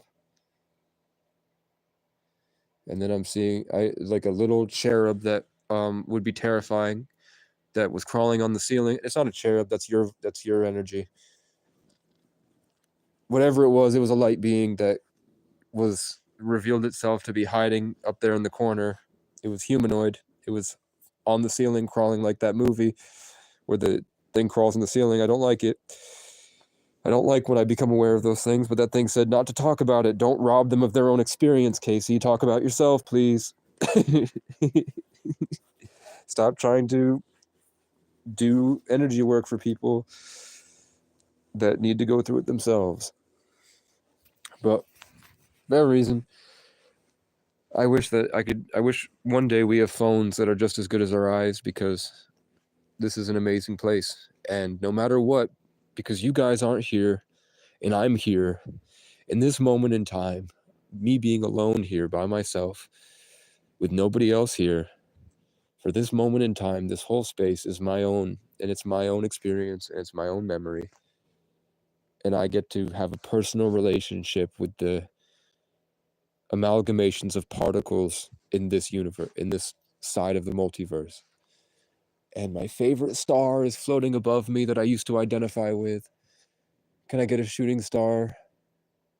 I'm hearing all the white people that had fucked with me and tried to sun me and tried to dominate me, that spent months doing ritual energy work to subconsciously program me. When I asked for something from the heavens, I saw them floating around my spirit, tethered into my energy in like this karmic tie that I was raped into me. I unwillingly became a part of a karmic network. I heard his voice say, "Not happening," which means that his subconscious mind is trying to keep me in a state away from this. That's a subconscious spell with an intention that he set. And that's why it's good that they're fucking with the Phoenix, because I will just whoosh. I just saw a big red light straight ahead come out of the clouds and beam into my third eye. Now I'm seeing tons of little sparkles of light around. And I don't think these sparkles of light are like beings. I think that it's the literal universe shining through the holographic simulation. I think that the way we think so small is a blessing.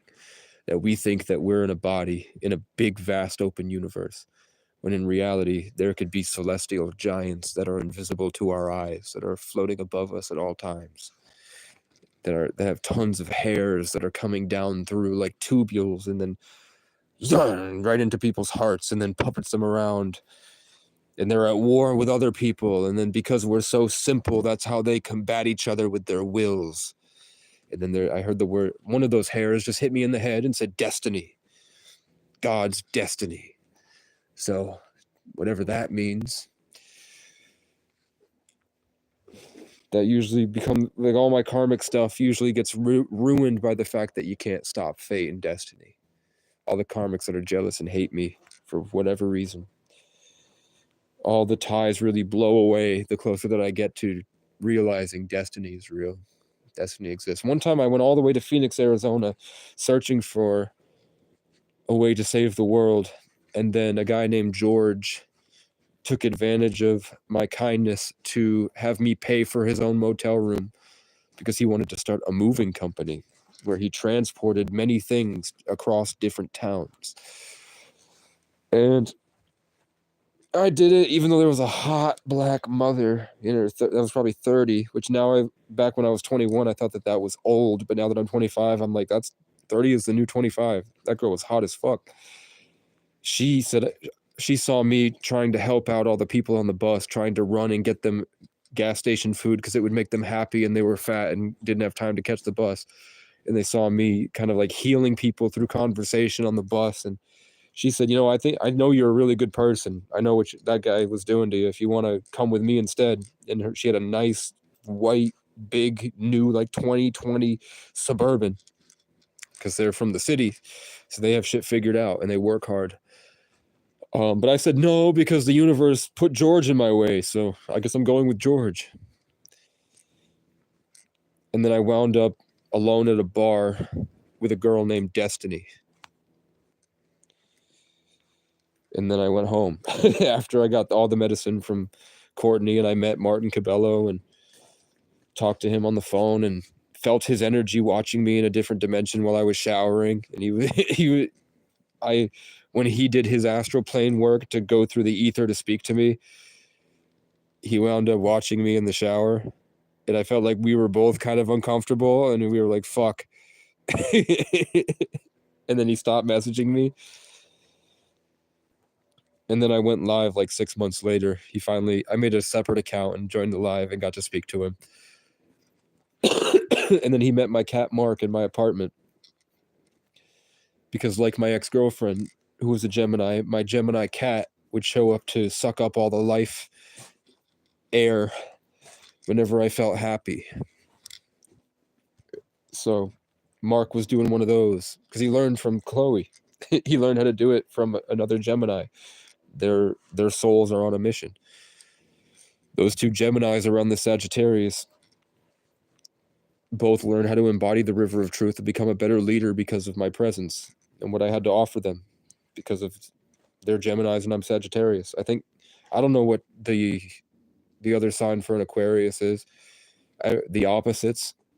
I know it's Gemini and Sagittarius. I think it's Aries and Capricorn. Taurus and something else. I don't know what Taurus combines with well, but those relationships I usually see, and they're pretty obvious. Like Libras and Sagittarius happen all the time. Libras and Geminis don't really happen. Fire and air signs work very well together. Fire and earth signs do not work very well together unless they have their lives figured out in a way that works best for both of them. Usually the earth signs become extremely boring for the fire signs. So there has to be like some type of balance. I know Susie here is married to a Virgo and they've been married for a long time. She's a Sagittarius and she's married to a Virgo. When I meet a Virgo, my spontaneity and my carelessness, my carefreeness really fucks with their need for a nitpicky routine. And that happens all the time. Like I hear tons of people that are Sagittarius talking about their last relationship was a Virgo. Or they had like a one night stand with a Virgo and they realized that they weren't compatible. I don't know anything about Cancers or Scorpios, really. I know that fire signs and air signs work very well together because fire needs that air to balance it and the air needs the fire to explode. And I say that a lot, and I literally remember, this is like the 5th. Do you feel the deja vu yet? I'm leaving in a second. Somebody's looking at me through the window. Do you guys feel the deja vu of this information coming back in for another round of the cycle? Either way, literally straight ahead is the gas station I wanted to work at. Literally straight ahead from where I sleep. So tonight I'm going to try to get... It's very hard because of the spell work. My soul is now just in constant discomfort. My spirit. Because of what the crows did to me. Now when I look out at this open field I was looking with tons of abundance and opportunities, there's remnant spell work that's constantly attacking me now. So I don't feel safe here. I don't feel comfortable anymore. They sort of tried to attack and ruin my life. But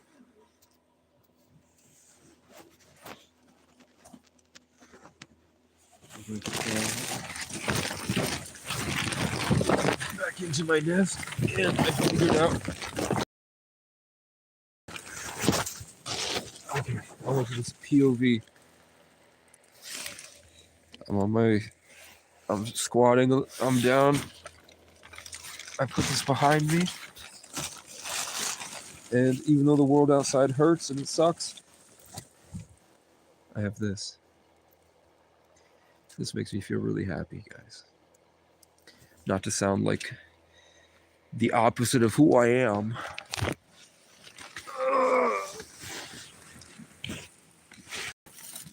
But now, oh shit, I've been looking for this all day and I couldn't find it, and now it's just magically right here. The only bit of good flavored drink I have. This apple cider sucks.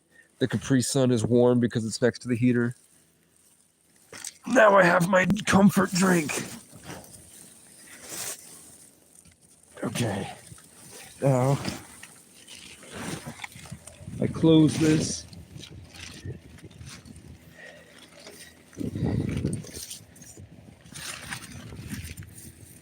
For some reason I was shown that this blue bag being here, something's wrong with it being here if I don't do it the right way. Something warned me about it earlier.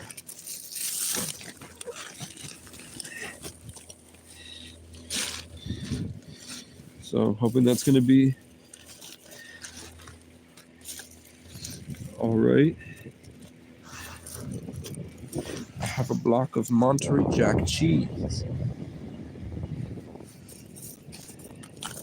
And I have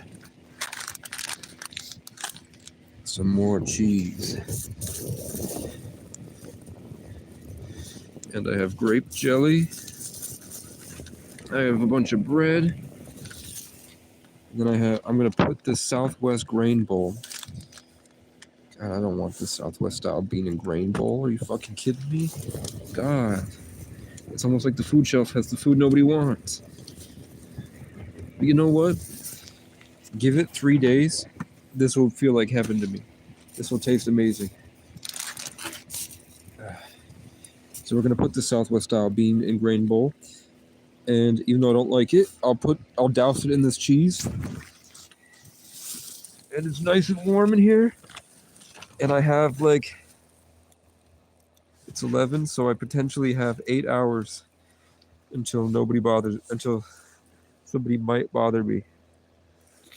So because of the crows, I have not been able to rest. Now I feel like what once was a giant, I won't tell you, but it just feels like they fucked up my shit.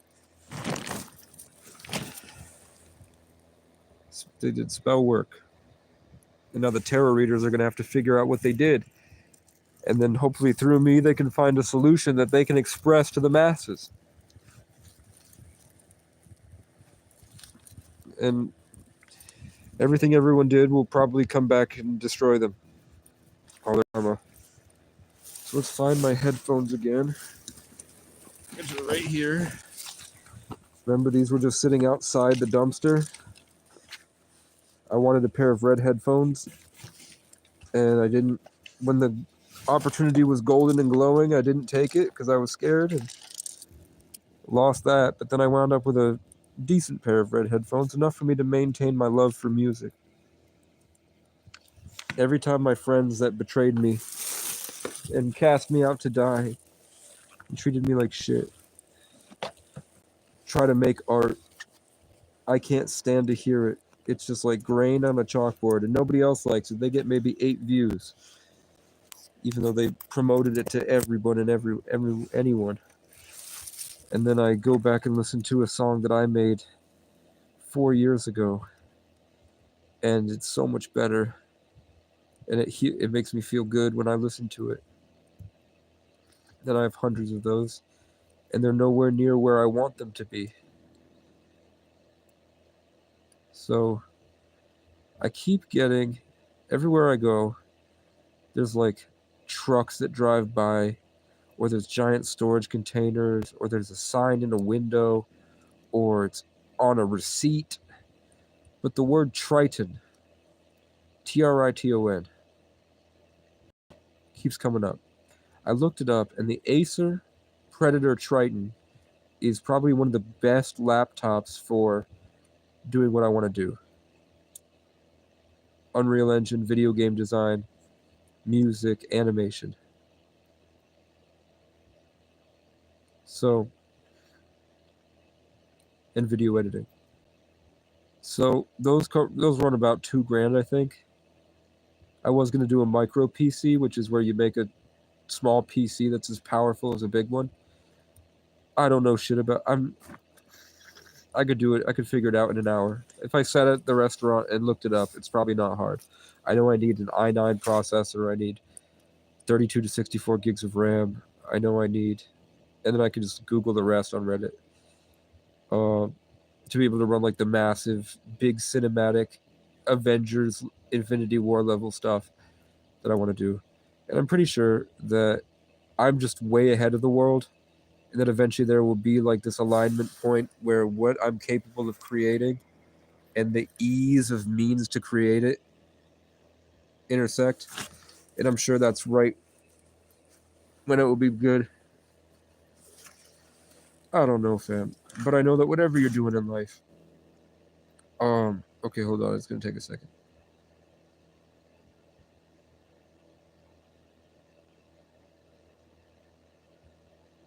All your lives are, it's so easy to discover your hidden potential when you learned how to let go of the story, but not as in letting it float away forever. Being able to live in both at once and to appreciate the possibilities so that you don't ground yourself and trap yourself.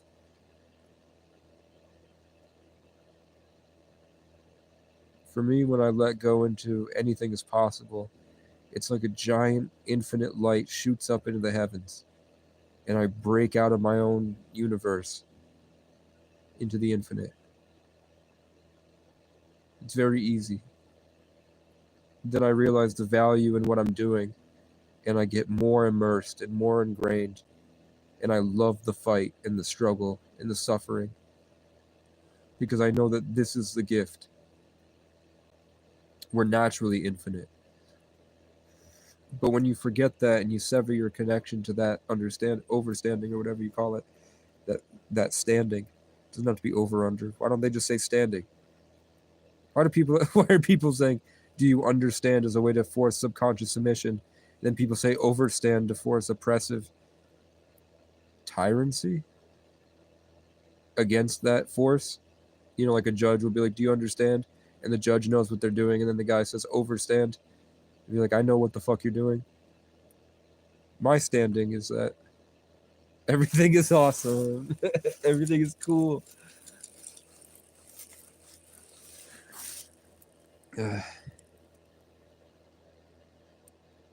But whatever you're doing, omega-3s helps. Protein helps. I don't know about casein. But fasting is very essential and necessary. If you filled your body up so much that you got a lot of fat on you, there's a good chance that your DNA is fucked up, and that's fucking up who you are and then the stuff that you're supposed to be doing. So let's say you are a Cancer and you handle very vivid emotions that are mainly sad because you're at the bottom of the ocean, brother. If your DNA is fucked up and you drink or you smoke cigarettes or you smoke nicotine jewels, or especially if you have a Scorpio relationship, that's a lot of intense, vivid emotions. And if your DNA is fucked up, bro,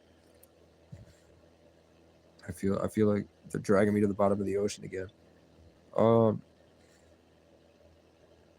It's gonna be hard to house that. You might be prone to emotional outbursts. You might be prone to crying or investing too much in negative outcomes, or you might not be able to recognize certain things that would be very obvious to you if you were in genetic evolution or bliss.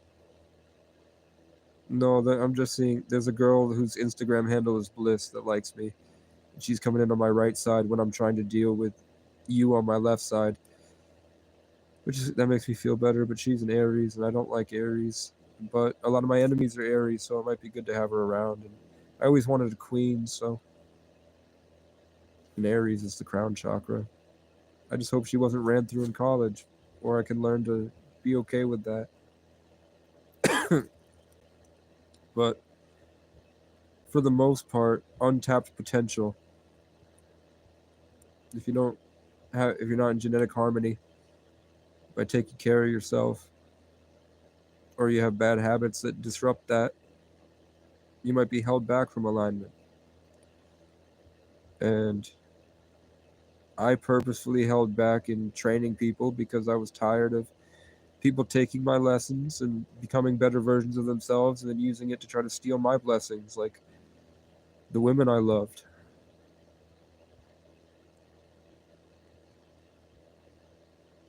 But I don't want to hold anyone back from happiness. I'm gonna cry, bro. I'm gonna cry, man. I'm gonna drink my apple cider. No, I'm not. That tastes like alcohol. There's this like alcohol taste in my mouth now. I don't like it. I don't. It's like this vodka or tequila or something. Oh, and the mushroom aliens. You felt like you got taken. What's up, Christina? Love you too, Christina. We're pinning your message.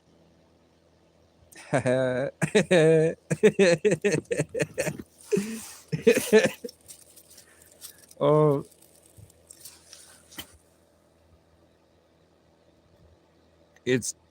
there are factions. There are factions of aliens. What you saw, it was amalgamations of light and wisdom and knowledge. They're selfless beings, or they've learned selflessness in a way that lets them manage this simulation where they don't have any corporeal form at all. They're just like mini houses, sort of like the in Half-Life where you had the flying cameras that you had to punch back, sort of like those, but they just take in energy and transfer it. So the big awakenings that they were showing you was just what was housed on them, and you kind of had to work through those to uncover the truth that there are sort of. Thank you. I try to keep it positive, but sometimes I do be suffering, and I know I'm gonna look back at those videos and be like, damn, there was something else that I could have said or done. It's tough when you live like this. You sort of have no personality at all, and you just become like a it's good that I'm a Celtic firehawk because I'm always like I'm phoenixing all the stuff that comes to me. I'm just I'm always, it's like I'm a tree made of chainsaws. Everything, and I'm just in this. I wind up in centers of towns, and I just all day. And during COVID, it was really tough, but I did it. There's a taste of alcohol on my left side, and there's a depressive Cancerian energy. So I'm assuming it's Nate. So I'm just talking to Nate because my mom doesn't drink, and I don't think Dakota cares.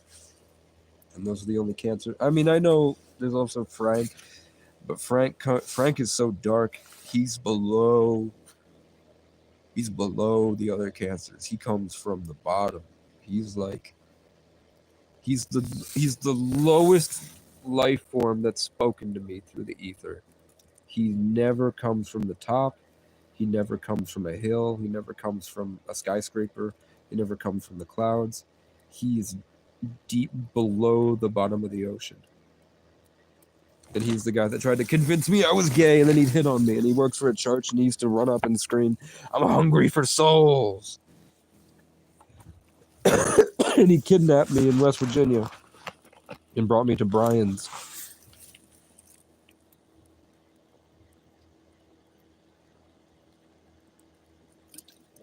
Holy shit. If you guys ever find this is the best. It's only $1 at the dollar store. This is the best. Holy shit. On the first of them. And look, it's got vitamins and shit in it. It's got 330% B6, 330% B12,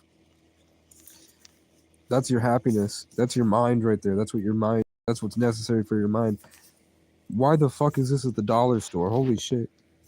If I had a van, oh my god, I would sell this. I would pour these into a vat, keep it in the back of my food truck, and I'd sell it for $6. And I call it life water. I'm a genius. I was trying to help my friend. Okay.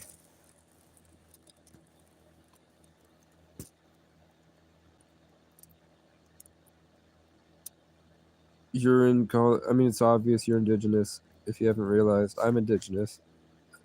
I had to realize this year. Andrew Tate hit Cancer and Tristan Tate. No, Andrew Tate's Sagittarius, Tristan's a Cancer. Something about, oh god, there's a gang stalker here. He's a Capricorn. He's a sneaky little weasel that needs to get punished. No homo. No Diddy.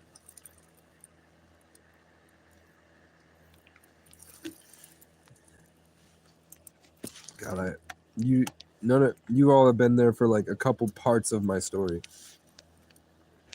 If you guys were able to, and I do try to unite people, but if you guys met each other, dude, I know I've met so many sick people that were very cool and unique in their own ways, but they have like a foundational flaw that I guess I feel obligated to try to fix. But then they betrayed me. Horribly betrayed me. Like creepily ungodly ways that come so far out of left field, it's like, it's funny to think about.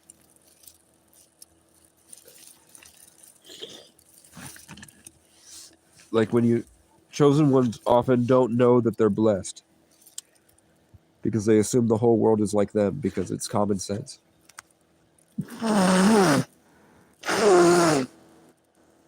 They don't know is a lot of people around them see their blessing and are jealous. So they don't tell them and they leave them in naivety until they can find a way to steal it. And then they get punished almost immediately.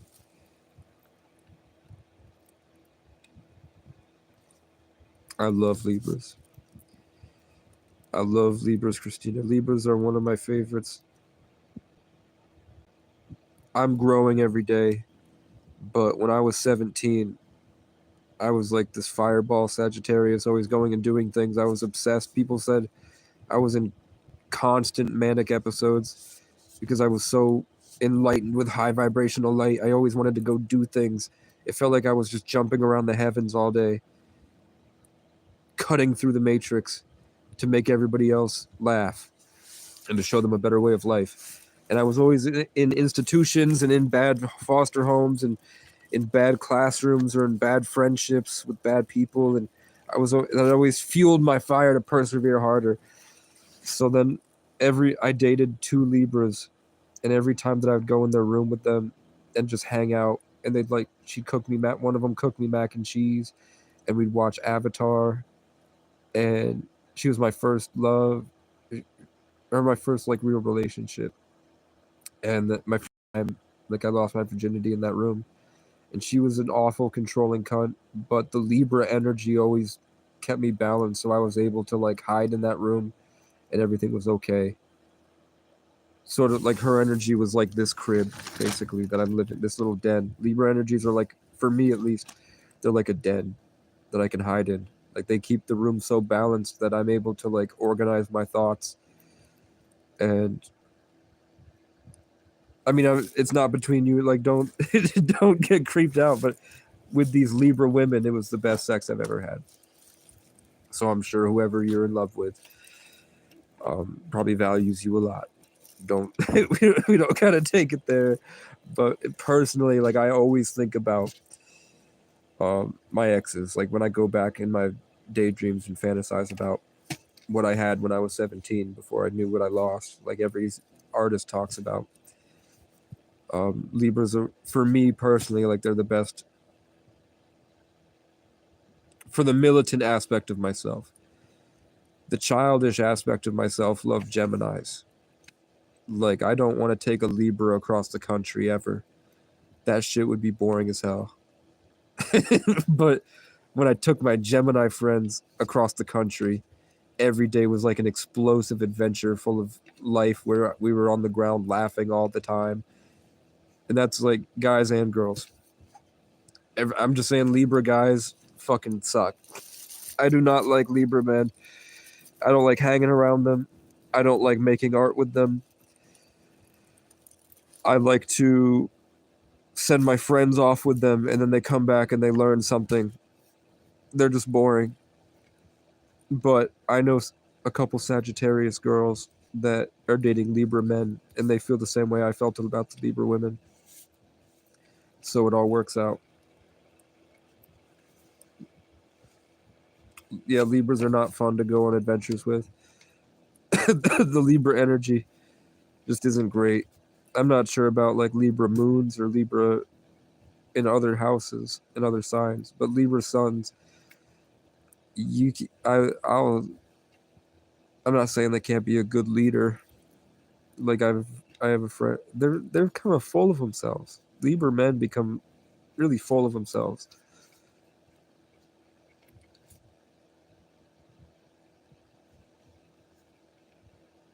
Like it becomes hard to get through to them. You almost have to be harsh.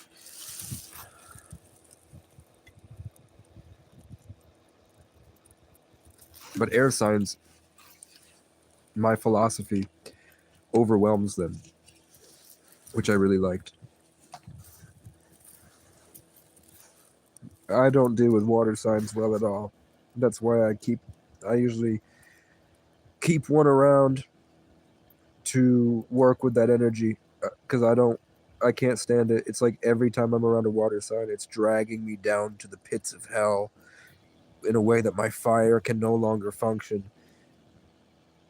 So I have to like part the Red Sea to exist around them. Taurus and Leos are great. I love me Taurus and Leos.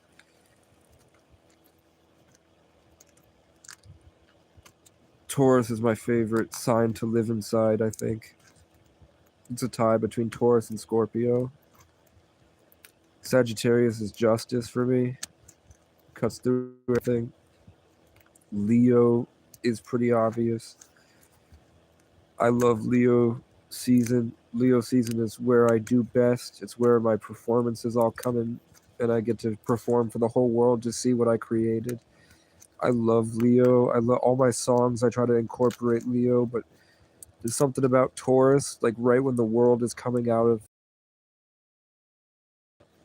and it's like the world is waking up again.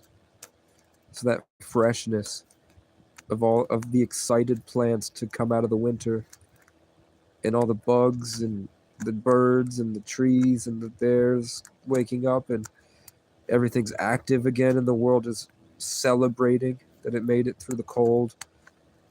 And it's like the cold blanket has melted away and everything's reaching back for the sun again.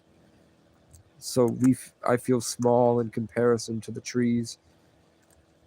I can't stand the ticks and the mosquitoes. I wish they would just not be existent, but I see why they're necessary. So that freshness, that's why Venus rules Taurus. That fresh, warm air grounded in the earth. That's why I love Tauruses Tauruses are homebodies. They like to go, they're practical. They still like to journey. I don't remember if they're mutable or not. Or if they're cardinal. I think Capricorn is the cardinal Earth, and Virgo and Taurus are both muted, or one of them's muted, one of them's fixed. But muted just means like Sagittarius is the phoenix because it's mutable. It's always changing. Leo is stagnant. It's the sun. It's pumping out planets. I am Earth, and then Earth is formed. I am Venus. I am Optimus Prime. What the fuck? So, yeah, that Taurus is... The problem with Taurus, they don't... The way they see into the future is fixed. There's a way to it, like, the Taurus is... And that's not the same... This is specifically with Taurus from my past, but some of them are different. They're strong. They make decisions that are strong, grounded, not necessarily optimistic. Like the decisions they make, there's a confidence, like there's an assurance that it's going to be this way. But with Capricorns, it seems like it's ingrained with the belief that they're going to get to a better place in their decisions. Every decision is enhanced by this belief that they're going to a better place once they make that, like they're on a journey. With Tauruses, it doesn't really feel like they're necessarily on a journey when they make decisions, which is why you find Tauruses tend to be in the same spot for a while. That makes sense. Like, one time I tried to gift a friend of mine that's a Taurus, and he's an 11 life path, and his initials are AK, so that's 111.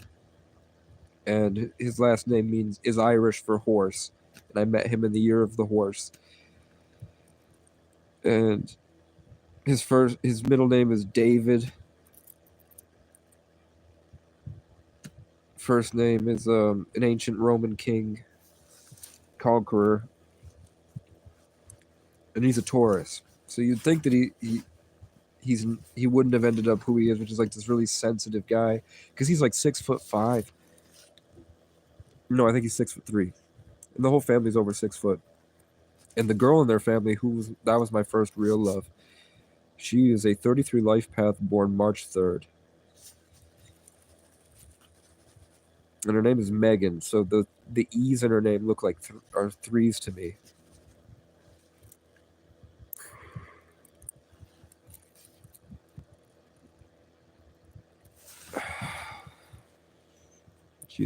I love her a lot.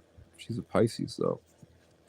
She's the water sign ruled by Jupiter, and I'm the fire sign ruled by Jupiter. We're still the most godly signs, but she chose an NPC named Ethan Fox.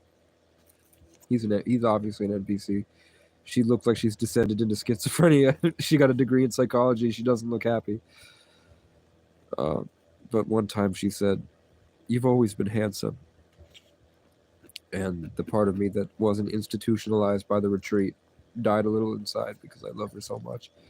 But she rejected me when I was 14, and it hurt me so bad I dropped out of school because she wouldn't see me as... She said she wished she could have somebody that was a combination between me and one of her older brother's friends. She said she wouldn't want to date me, and she wouldn't want to date him. But if they could combine into one person, she'd marry him. That really hurt. But she was like, we used to have no internet, and I'd hide in her house up in the attic, and we'd sleep on her friend's bed, or her brother's bed, which is my best friend, and we'd cuddle and watch movies. And I was too scared to move. I didn't know what to do. I was like, do I grab her leg? Can I hold her? So I just froze in place and felt the super electric charge of the 233 life paths on this mountain in the middle of the woods. And we're all ancient Irish genetics. So that'll go down as one of the best moments of my life, I think. What else? Oh, he's a Taurus. I'm channeling his energy through. What was the point? Oh, I was trying to give him... I left home in my aunt's basement. I have a bench press. I have a punching bag. I have a pull-up and dip bar. I have a guitar down there. It's blue. I have all sorts of shit down there. When I left, it was in a storage unit my mom was paying for. My evil, wicked mother was paying for my storage unit. She also has traumatized me for the rest of my life, and she's done horrific things I'll never forgive her for. Or it's going to take a long time, and she'll probably be dead, and I'll probably regret it for the rest of my life. But I can't control other people. I just pray to God it works out.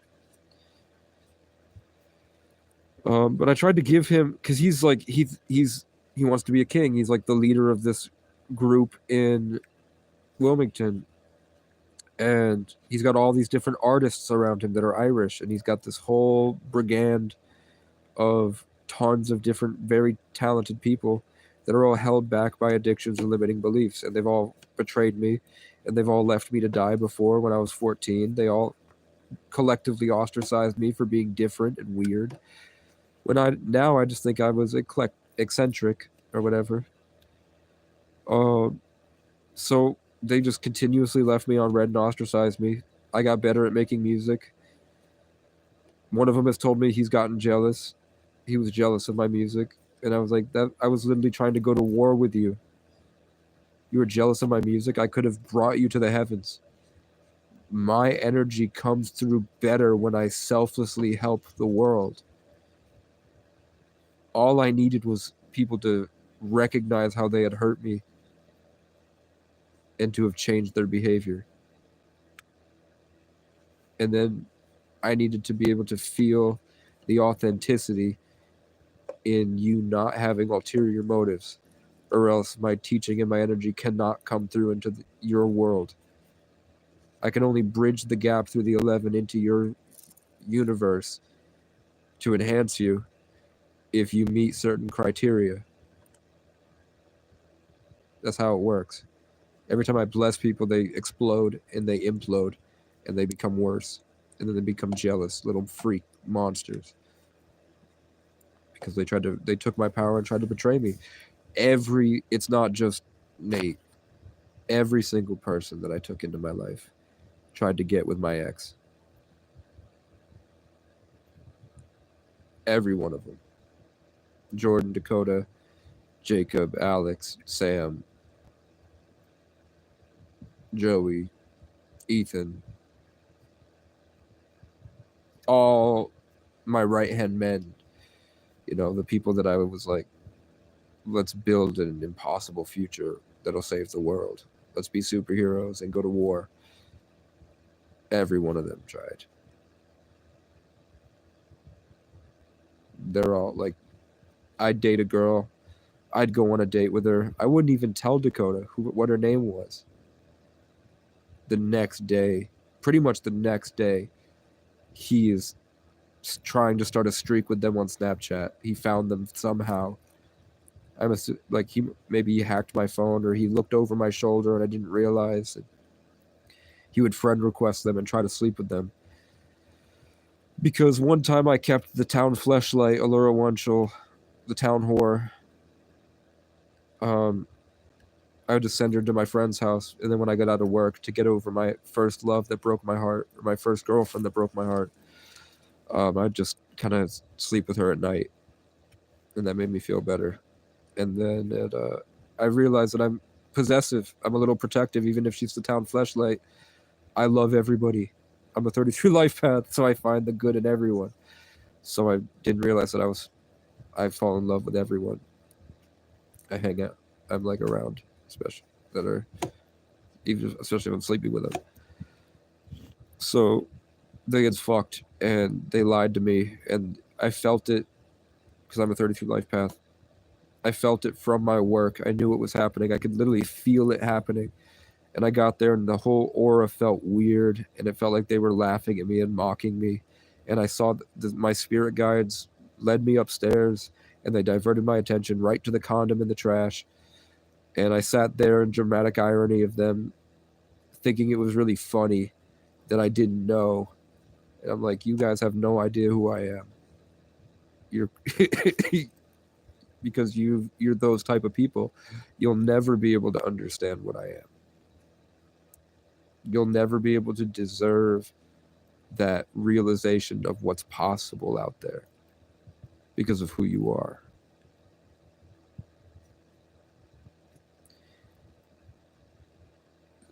So Dakota and Jordan have been trying that for years. My best friends, Dakota and Jordan, were like my brothers. I lived at Dakota's house every day for 3 years.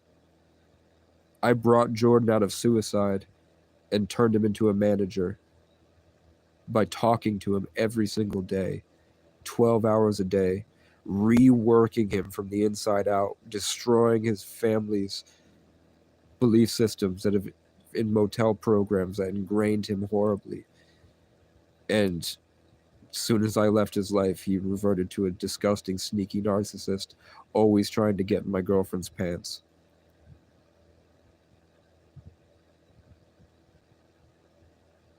And I'm a literal walking god. I'm some type of god. So he would try to do that. I'm simplified. Whatever I am, I'm a simplified version of it. Or else it wouldn't be fun. I love being the Sagittarius. So, one time, I let it happen. Chloe came into my house. Jordan's energy is floating above her head, trying to get in to convince her to be attracted to him. He's using his Aquarian energy to try to infiltrate her mind and set a narrative, whether he knows it or not. That's why I have to hide in a den. That's why I have to hide right here, where everything is simple. I literally incarnated in the third dimension, and I have to incarnate into a smaller dimension just to exist. Or else the universe is so vivid out there. I need this screen. So instead of just nipping it in the bud and being like, you know, they're minuscule compared to me, and you're here because you love me. I'm gonna let that infection grow. This is what I do. I'm a scientist, and I've done it to you guys, to the 3 people that I know in here. I've done it to you all the time. All the time. You thought I was stupid? You thought I was a brain dead, retarded child? I'm outside this dimension. I'm exalted. I let things happen. One time, Nate, if you're here, one time you wanted to go out and sit on your porch or this concrete slab, and you were doing something, channeling a lot of energy, and I picked up on that from a mountaintop somewhere, and it was before you even decided to do it, because it was something the divine had planned for you. And Chloe was like my chauffeur. She would just drive me around all the time, and then we would make art, and then we would have sex. So I told Chloe to drive around Guilford, so that when you drove by, you would think that it was a sign from the gods. Because I wanted to see if you would message her, because you already tried to get her Snapchat right in my room next to me. You tried to get my girlfriend's you got my girlfriend's Snapchat because she was a little mouse, traumatized. I don't know what to do. She'd never been Ajane is a 33 life path. Chloe's not a 33 life path. That energy is probably very intense and scary for her because she was raped. So that vivid, intense, overwhelming power of 233 life paths and whatever a Grand Cross is, if that's the same. And I don't know what your life path number is. I think you're a 7, maybe. There's a big, heavy 7 energy coming through. What's N? M is 13. So 12, that's a 3. 12, 1, A, T, is 18, I think, because M is 13, N is 14. Is it LMN? Okay, so N is 14, so it's 5. 5 and 1 is 6. T LMNOP QRS TUVW.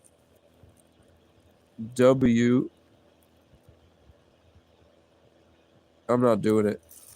I'm not doing it, man. Look up the gematria of your name. I think it adds up to 7.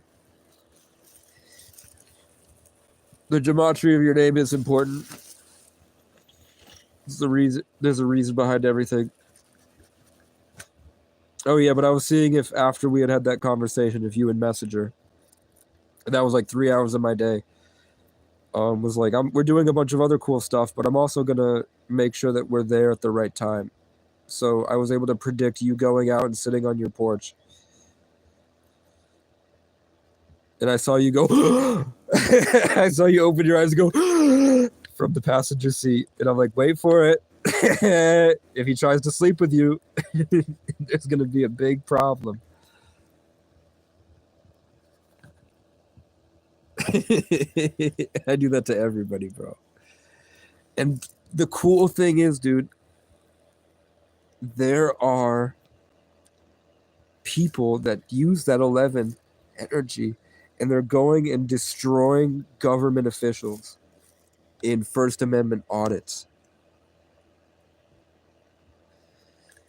where they magically know the right people to show up and they just lead them on roller coasters. But he's a Libra doing it, so it's a lot better. I'm a Sagittarius doing it. So I think there needs to be a way that my energy gets expressed. Right now, I'm just going on adventures, and they're treating me just as. Let's find out, Christina. I will absolutely, because you gave me the hearts. I will do post your birthday, and I will give you a reading. First thing you should do also, there's an app, if whatever phone you have, it's called CoStar Astrology, and that's a good introduction because then you can find out your chart and it will tell you where your planets are in your houses. So my sun is in the 8th house in Sagittarius. So then you can just go on YouTube and there's a lot of pretty college girls that are invested in astrology from 2020 that explained it really well about, like, in simplified terms, where your house played. And there's also a guy called Gemini Brown Astrology. I want to shout out. Gemini Brown Astrology is really good at what he does. He explains it really well. It's basically that who you are as a person is backed up by, let's say, you know how in a garden all the roots are connected and the nutrients in the ground and the rain in the sky and the temperature of the earth and the climate that you're in all are factors that play into the production of the fruit. Basically, we are the fruit and the universe is the garden. So where everything was in certain events on the planet and your birth and your conception and let's say your marriage or my core, I want something is saying specifically my coronation, that takes place. Those all add and enhance your narrative so that when your soul looks back at this realm of what you did, every single moment of our lives is caretaken and nurtured and helping produce the fruits by the universe. So where the planets were in your birth chart, is a huge integral role, sort of the blueprint of your entire experience on Earth. It's like it's where you started. It's right after you sprouted out. So your conception, when the little zinc spark happened and the big whoosh of the soul or the serpent taking a bite out of the apple or the egg at the eve of your creation, and then it grows in the umbilical cord branch on the tree of life placenta and the Garden of Eden womb. But also this is the Garden of Eden also. And I'm like 5 miles from Eden, Vermont right now. And I'm in Johnson, and my favorite girlfriend, one of my favorite girlfriends was Jessie Johnson, and she's a Leo. Speaking of girls Dakota tried to sleep with, behind my back. Imagine having a friend that heart reacts to your girlfriend's photos, and you're living with him.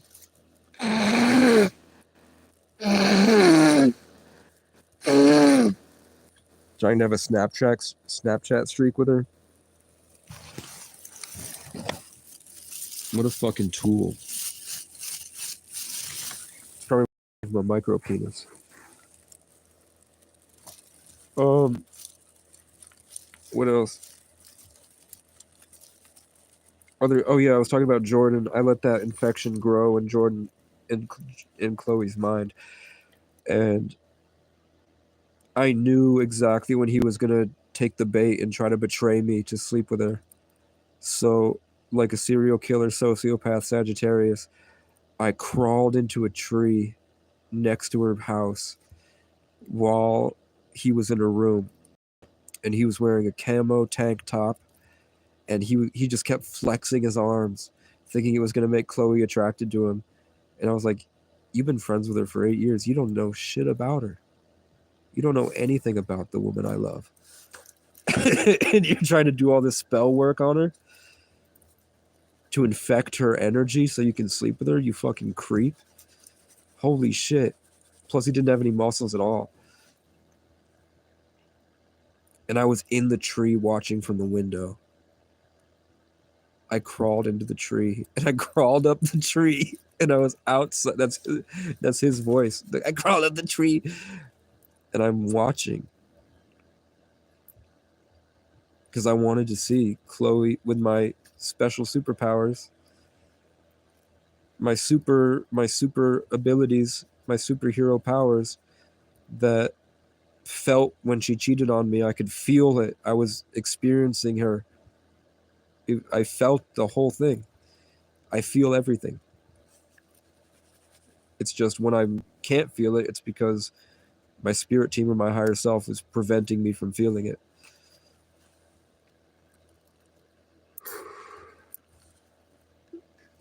So he kept trying to hit her, and she kept blocking it. And she was not interested in him the way that he was interested in her, which made me like her more. So I invested more time in her, but she had other issues that I was also managing and micromanaging. And eventually I decided to just let her go. And she got knocked up by a piece of shit. I think she had an STD. She was immediately corrupted by all the evil of the world. And she became somebody I no longer wanted to be around. Just an evil, vile, disgusting creature that sometimes she breaks through and contorts back into compassion. Sometimes she doesn't. That doesn't mean I don't love her any less. I love everybody. I love everything. But that means that no matter what, Jordan has destroyed anything to do with what I had to offer. Relationships are infinite. Just because someone dies doesn't mean that the relationship is stopped. Because you're learning and growing. So your relationship will change with that person, even if it ended in the third dimension. So Jordan is, you all have. And none of those, the thing about Jordan is that he dated somebody that I had been friends with for a decade prior. Jordan now became a manager, and now he sells cars. During COVID, he got in a relationship with a girl that was mid, and then he was trying to sleep with my girlfriend while he was in a mid relationship. And then the universe would expose them because I would be walking around my day to day trying to fight off the entire town's evil energy in the toughest town in America. It's literally got a trophy for being the toughest town in America because of all the murders and crime and mental illness. I was fighting that off every day. Every single decision I made was being influenced by all this darkness. So I was like working overtime. I literally had to hide in my room in sleep paralysis, fighting for sometimes weeks, where it was just constant. The entire town needed help, and I was just in there, ingrained in my roots. And then random strangers would show up and bring me the energy of their area. So I had like 30 or 40 people that were coming in to hang out with me and my cat that I barely knew. And I was like they were crying in my living room, and I was like disassociated out of my mind, trying to make beats. And I was eating ginger root and taking multivitamins and ashwagandha, and that was it. Like I was fasting, taking these roots and going out and getting as much sunlight as possible. And it was hard for me to walk up the street. It was hard for me to like get out of bed and walk down. And I'm grateful that I had friends that took me places so that I didn't have to suffer more. But that's what I was going through. And there were pedophiles in my apartment building with me that occasionally would try to show up and would try to convince me that they were energy readers and psychics. And then they would try to unzip my pants while I was in a panic attack. So I had them literally next to me, in the room next to me. And I'm feeling all this spell work, and it's so hard because I'm not anywhere close to where I am now. I was just rediscovering it, and I had so much trauma that had happened to me in that span of time, where people would get me high and they would try to steal my energy all the time, use me, and then they get punished and they'd have amnesia, and I'd be forced to be the only one that remembered. I remember every time we got high. I remember everything that happened in every moment. I remember every decision everyone made. And now that I'm getting stronger and more evolved, I'm able to go back and recognize the presences of the forces that were operating in the people that were not awakened at the time, which helps me forgive them, which helps their life improve. Because I'm a tree that grows. So I have to go back through and eradicate the invasive species in the multiverse with forgiveness and all this other stuff I'm doing, hiding in my little seed pod in the ground. That's a good example. Jordan went to selling electronics. He used to bullshit. He had a dream of being. He's a funny guy. I'm not saying he's not a horrible person, but I'm saying that people that get tempted make bad decisions. Like people fall in it, and that's why they don't deserve certain things. That's why their lives don't go in a good direction. So, what it looks like to me, I can recognize the influence of certain people on people. I know that I know that if there's a photographer that's a Leo rising, I know what the people that person photographs is going to look like in the photo when the light captures the energy. So I I know I'm starting to get better at recognizing the energy of the person in the photo and the people that they're around and the people who took the photo. I'm able to recognize people's selflessness and compassion in their inner work and their shadow work that needs to be done. I can pretty much see their addictions on them. I can see their illnesses. I can see their blocked chakras when I'm not fighting off crows, cops, creeps, cunts, and crackheads and corruption and chaos. I can just sit near you and I can figure out that your mom beat you as a child. I'm not like I used to hold huge grudges because I was so traumatized that the only way I could survive was by holding on to everything that had ever happened. Now I can recognize, like now I've grown strong enough past that I recognize that it was difficult because I was making it difficult. Because I was playing a game that I didn't need to, because I cared more about people than they cared about me, which is a gift.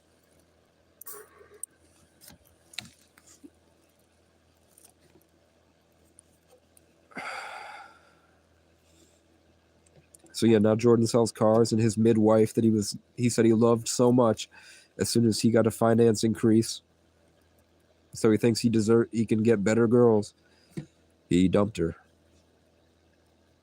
to sell cars. So any woman that would want to date that, Even if he did get with my ex, that's just evidence I was looking at the wrong ones.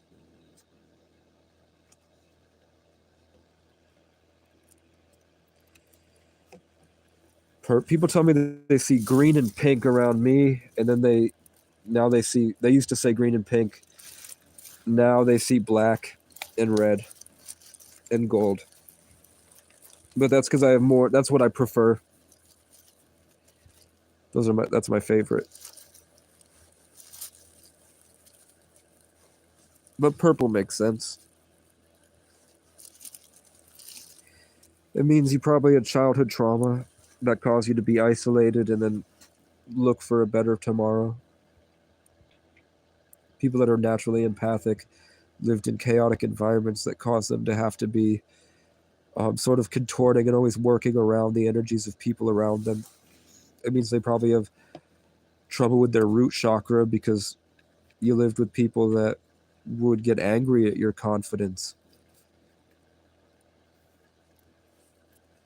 So you didn't feel like you could be grounded in confidence because you always had to put on a show for others and play a character that would harmonize well with the people and all the songs around you.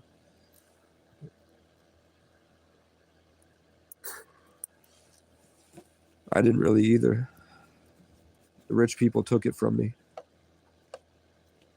The Richmond north of Richmond destroyed my father,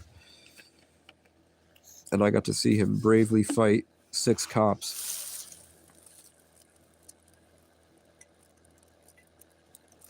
Trying to save me from them.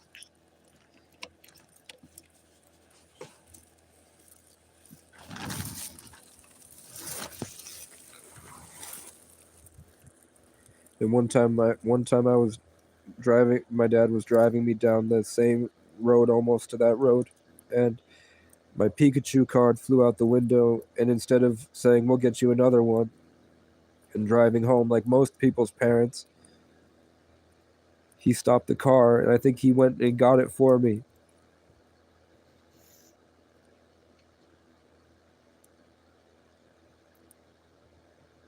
I'm gonna cry, man.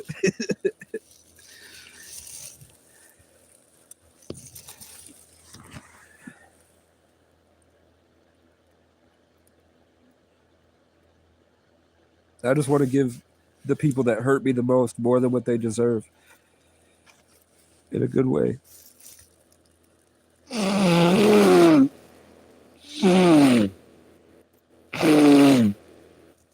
And if my dad's watching, I'm sorry that I hurt him. I fucking whooped him. But when I was 14, he whooped me. I felt like it was the fear and pain of what happened to me as a child got back at him.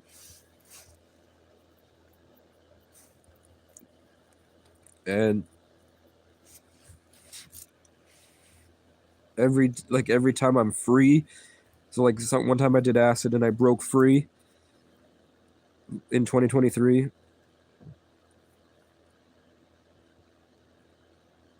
And I felt like I could do anything in the world. All I wanted to do was throw a luau for my father. It felt like the universe opened up and I had the choice to do anything. And my first instinct was to throw a party for my dad, where everybody wanted to hang out with him and he could get everything he wanted from life. He could be the king of the world or whatever, the coolest cat in the kingdom, the big Irish monkey polar bear, charismatic skeety legend, business owner, thriving. And I hope my mom chokes on her own, shits herself, and then it goes back up because she has a tapeworm, and then she chokes on her own shit. And Melissa can go there too.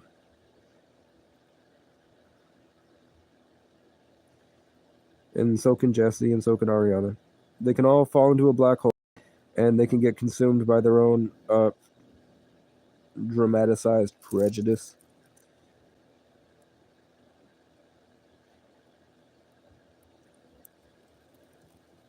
What was it? Oh yeah, Christine, if you post your birthday, I'll give you a numerology reading. I don't know a lot of it, but I'm starting to learn more. And I'll also give you a list. It's just CoStar Astrology helps, Gemini Brown, or just anyone. If you put like Venus, what does it mean to have Saturn, Venus in the first house? That doesn't make sense. I mean Saturn and Taurus in the first house. Oh, my bad. I didn't see it. It didn't pop up for me. Let me go to all messages.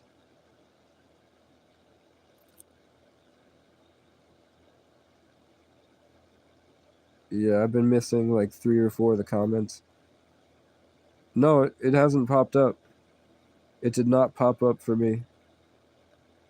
But I did miss out on a lot of things you said about. I've always been an overly friendly and happy person. Natural caretaker people use that too. Yeah, people that don't want to.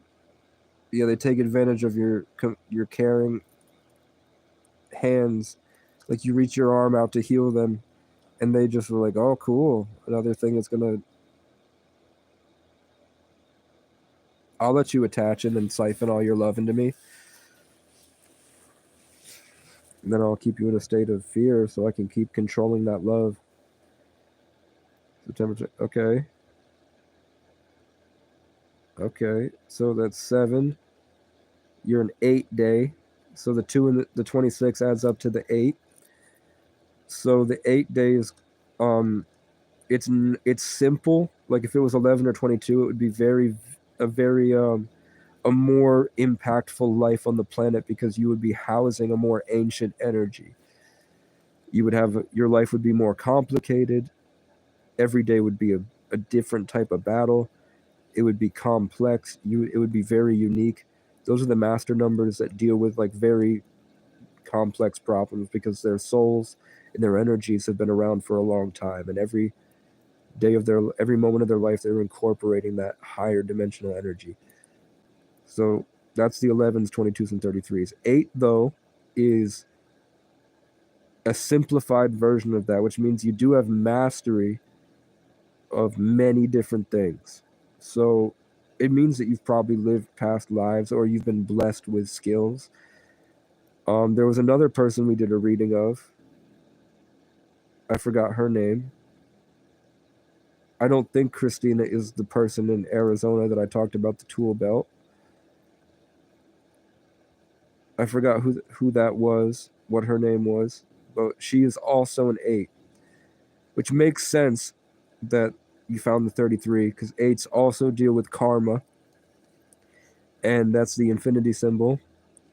Because you have mastery in all these different places, it's good for you, and that's why August in Leo is the 8th month, by the way. That 8 deals with natural balance. It also deals with money, so money can come in and out. You're good at receiving and spending money in ways. Different energies come through a lot and kind of gravitate towards you, and you have a sort of mastery with how you do things that makes it for things to go through. So you probably do have some type of leadership role or central, integral role in the lives of the people around you, and or like a job. You probably you might have worked at like gas stations or like coffee shops that deal with that exchange of energy, sort of like a crossroads or something, like a conversion where things come through and then come back out. 8s they're my favorite of the first 9 before the master numbers. 8s are my favorite. Then we move on to adding them all up together to get your life path, which is 7 plus 8 plus 12 So 7 plus 8 is 15. Plus 8 is 23.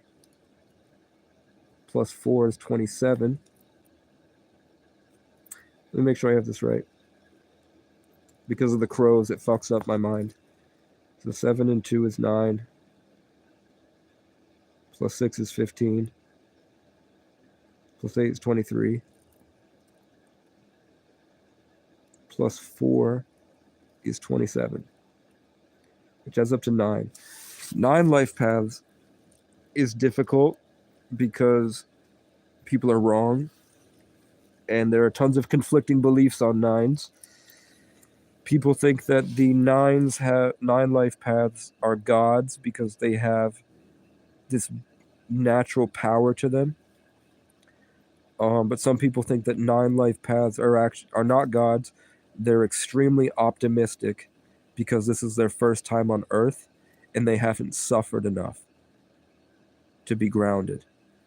So it comes through as feeling powerful, but really it's this insane belief in yourself because of the lack of suffering that old souls have been through. So it's either that they have this buff where they're normal souls that have this super power, or they're extremely new souls. So the 8 plus the 9 life path would make it seem like you're more of an earlier incarnation that was very skilled, and you're a Scorpio, which is that no, you're a Libra. So the Libra 8 is a lot of balance and is a lot of groundedness. That would make sense that you don't like to travel a lot. So it's going to be hard for you to find information on 9 life paths. I don't know a lot about them. Everyone I know, I didn't like them because it was like they were just too. I can see why they would call it powerful. But to me, it was like, why are you coming at me like this? Like everything you say is like you're hitting me with your energy. And I like that you're optimistic, but it's obvious that there's no grounded, like all of this power you feel has no groundedness in experience. And he was he was August 11th. So he wasn't 11, he was an older soul. He was wearing he didn't even know about it. He was a Leo born in the 11th that was wearing a giant jacket that was black and white checkerboard. So he had the Masonic symbolism enhancing his energy, which means that he had outside influence from some type of organization was working through him in the community. He once took me into the woods and cut down a tree and said, "This is you," and cut it down, and said that his Viking ancestors told him he needed to cut down that tree to tell me that that's what he did to me. Before I realized my name meant an ancient tree. So we knew what he was doing. He was speaking to some higher realm. And then eventually I had to work through his job, and I had frozen in the winter, broken down in an abandoned car in the middle of a field in the snow. I was there for my birthday and through Christmas, being attacked by this guy every day, siphoning my energy and just attacking me and using it to try to get bitches. And he was like bucktooth and a Weasley looking guy. He was a furry, but he was stealing my energy, so he was getting more confident and charismatic and knowledgeable. And I had to he was doing crazy stuff, like taking a pistol, and he was like playing the mentally ill guy, so it would be funny, and nobody would really take him serious if he walked behind his coworker and put the BB gun that looked like a real gun against his spine and scared an old man. And then all of a sudden the old man's walking around angry, and he's just his name was Vincent, this Leo. Vincent is always Vincent's and Gary's and Alex's. So Alex at the vape shop down the road was giving me free vapes to help with the cigarette addiction, and she would also be my she would help me talk about my problems, about Vincent.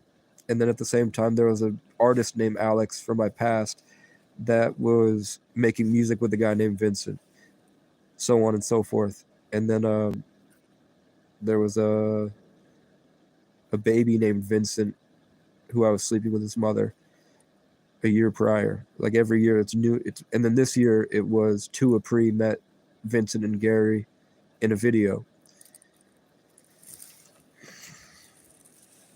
It's always the same names. Is it midnight yet? Yeah, I'm gonna have to go to sleep. But yeah, August 11th is powerful. Joe Rogan's born on August 11th. 11ths are podcasters. 11 energy does well as podcasters. I'm able to talk like this so much. Joe Rogan, Aiden Ross do the same thing. Alex Jones is an Aquarius 11.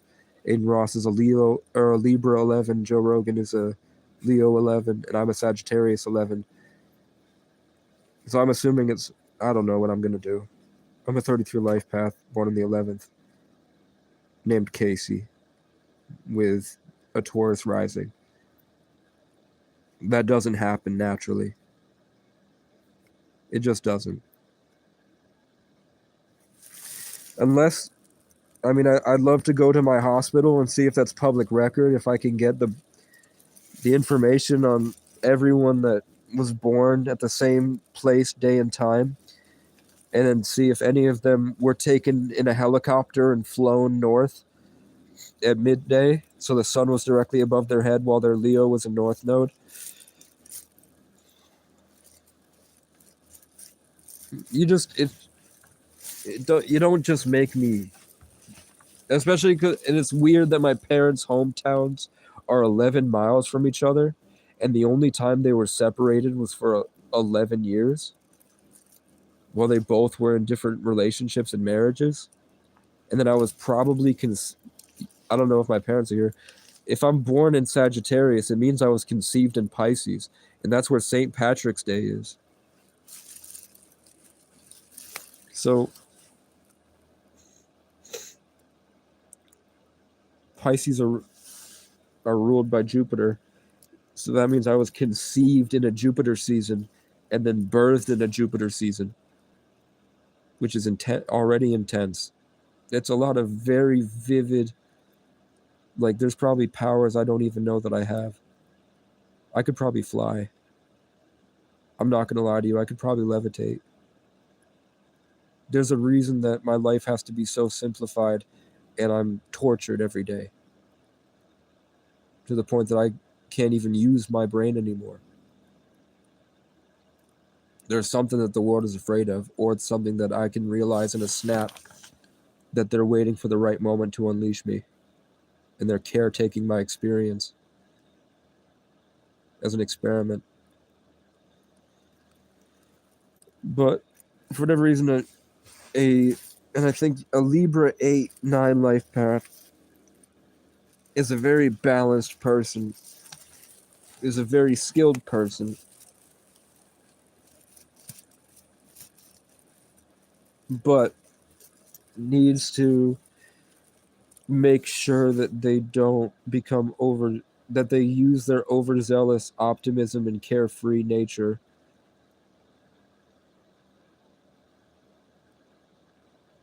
No, you got it, man. The 8 is the mastery plus the 9 is the new. So it's a good blend of being able to accurately use your skills. And you don't have an extremely complicated life, but that's because your son is going to have an extremely complicated life. Like, you're in a position to teach your 11th son a lot of different things. Your son will be able to enhance and embody the things that you teach him. And you're a good balance. I mean, he's got the 11, but you'll be able to balance out his Joe Rogan needs to work out all the time, and he needs to take like lots of drugs and put himself through pain and suffering to be able to manage the overwhelmingness of his 11. And I don't think he's a 33 life path. So your son will have overwhelming energies. He's gonna I am with the Super 11 supercharge, dense energy of the old soul emotions. It will mean that he will get, the emotions will be very overwhelming, and he'll resort to being sort of cunning and aggressive. And he's going to be an all or nothing guy that's going to like get kind of vicious. He's going to get angry because he'll be able to see through the bullshit really easily. But because of the Libra, you're the same way like this. The household he grew up in is, as when he gets through his teenage years, as long as you're not like super overbearing on him and you let him live, he'll see that as his happy place for the rest of his life, most likely, because of the balance. Because afterwards, when he's leaving the nest, you're going to be terrified, or he might have already. He's going to explode. He's going to blow up. He's going to be volatile. But he's an 11s, which means that he's got a spirit team, and he's got people on his side that are working with him, and his life has a purpose. Everything has a purpose. So you should be proud to have an 11 kid. I don't know how that's going to play out in the next cycle, but this cycle, the 11s were best used for podcasting. I don't know when it resets and the next cycle goes. I don't know what the 11s are going to be best used for.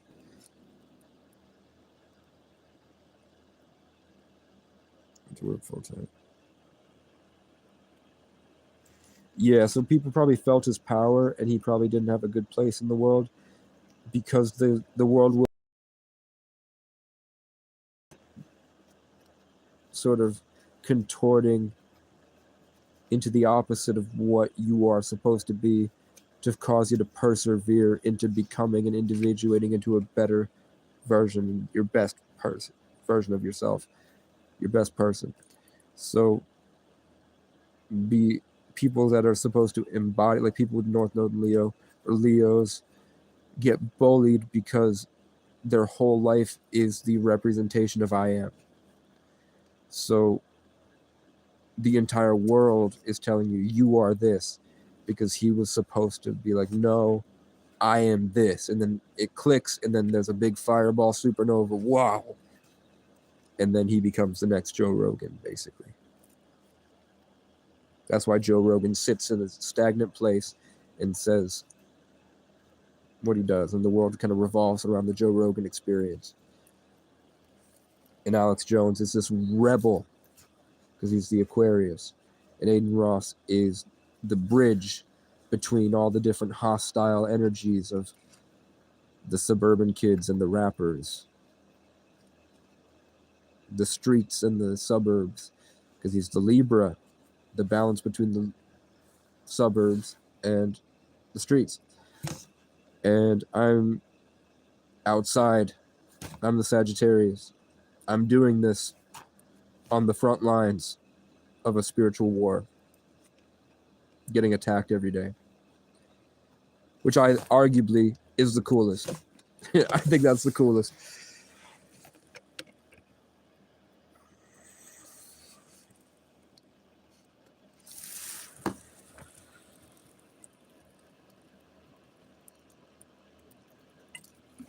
But he's got a moon sign and a rising sign and houses and all the different stuff, and he's got a life path number that's different than the 11.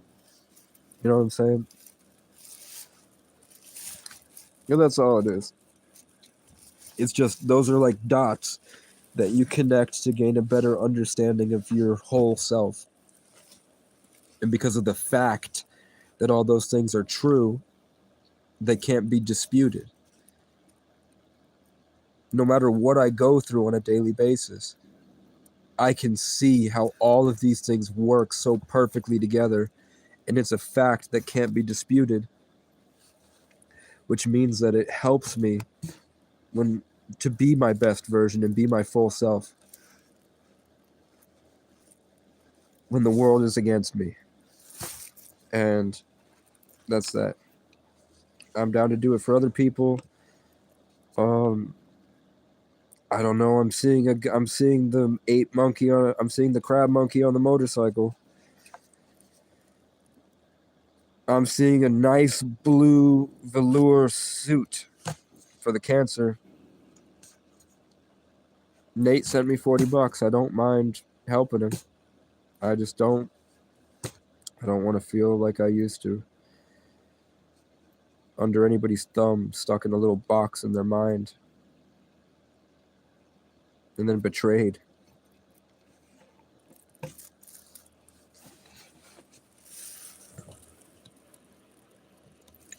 When the world was trying to make me gay. The whole world. I was almost molested like 7 times. I was kidnapped and then groomed. When my whole life has always been about fucking bitches and getting money. Never had a gay thought in my life until I drove my car 90 miles an hour into a pole and I was surrounded by gayness. It literally changed, like, my pride and joy was my sex life. That's all I loved and all I cared about. It was my passion. Taking girls on dates was my passion. I didn't give a fuck about music. I just wanted to make things that felt like how I felt. All I wanted to do was take girls on amazing dates. This whole journey has been because that got stolen from me. And I've been working to get it back. And then I wound up using music as an outlet and falling in love with it. But for the most part, it's just I'm just trying to get back to my exes. Just my ex. I just wanted Garrett. But now that I know that Garrett's brother's name is Leo and his best friend's name is Vincent, that's Gary, Vincent, and Leo again. So you can't, you know how many Garys and Vincents and Leos, or Vincent's name, or Leo's name Gary, that have a kid named Vincent? You know what I'm saying? Or like Chloe now has a kid with Gary, and Chloe's a Leo rising, so Cleo. And when I met Cleo, I was gifted a black cat and an Egyptian statue that was in my bathroom that my cat would go look at and worship. They would like sit down in front of and would like do a ritual with my Egyptian statue, my Egyptian goddess statue. So it's hard to like, maybe it's all just part of my mind and I'm just, the only meaning is what I attach to it. So I don't want to hold myself back from anyone else that I might be able to get just because I missed how I felt when I was 17.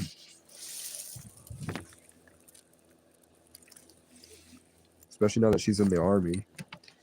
She's probably had orgies and shit. And I have not had any orgies. As cool as I might be, I've never had an orgy. I thought it was disgusting. I'd only have it if I could break through all of their negative energies with my Sagittarian confident light. But yeah, if anybody has any questions, seems like people are leaving, people are hopping in and out. If anybody has any questions, appreciate the watch time. I hope I provided value. I have a Cash App if anybody wants to donate. It's in my channel description. I have a Facebook group that's somewhere in my community tab. I also have a Discord group that's in my channel description. Be blessed. I don't know what's going to happen tomorrow. I feel like there's this weird conversion happening. I definitely don't need to stop this recording, and I'm definitely probably going to be alone with myself, and I'm going to be terrified of all the things that I brought into existence. Alone out here deep in the woods, where anything could happen. So let's hope it all goes well. I'm going to try to get some sleep, because I'm still sick. Good night, everybody.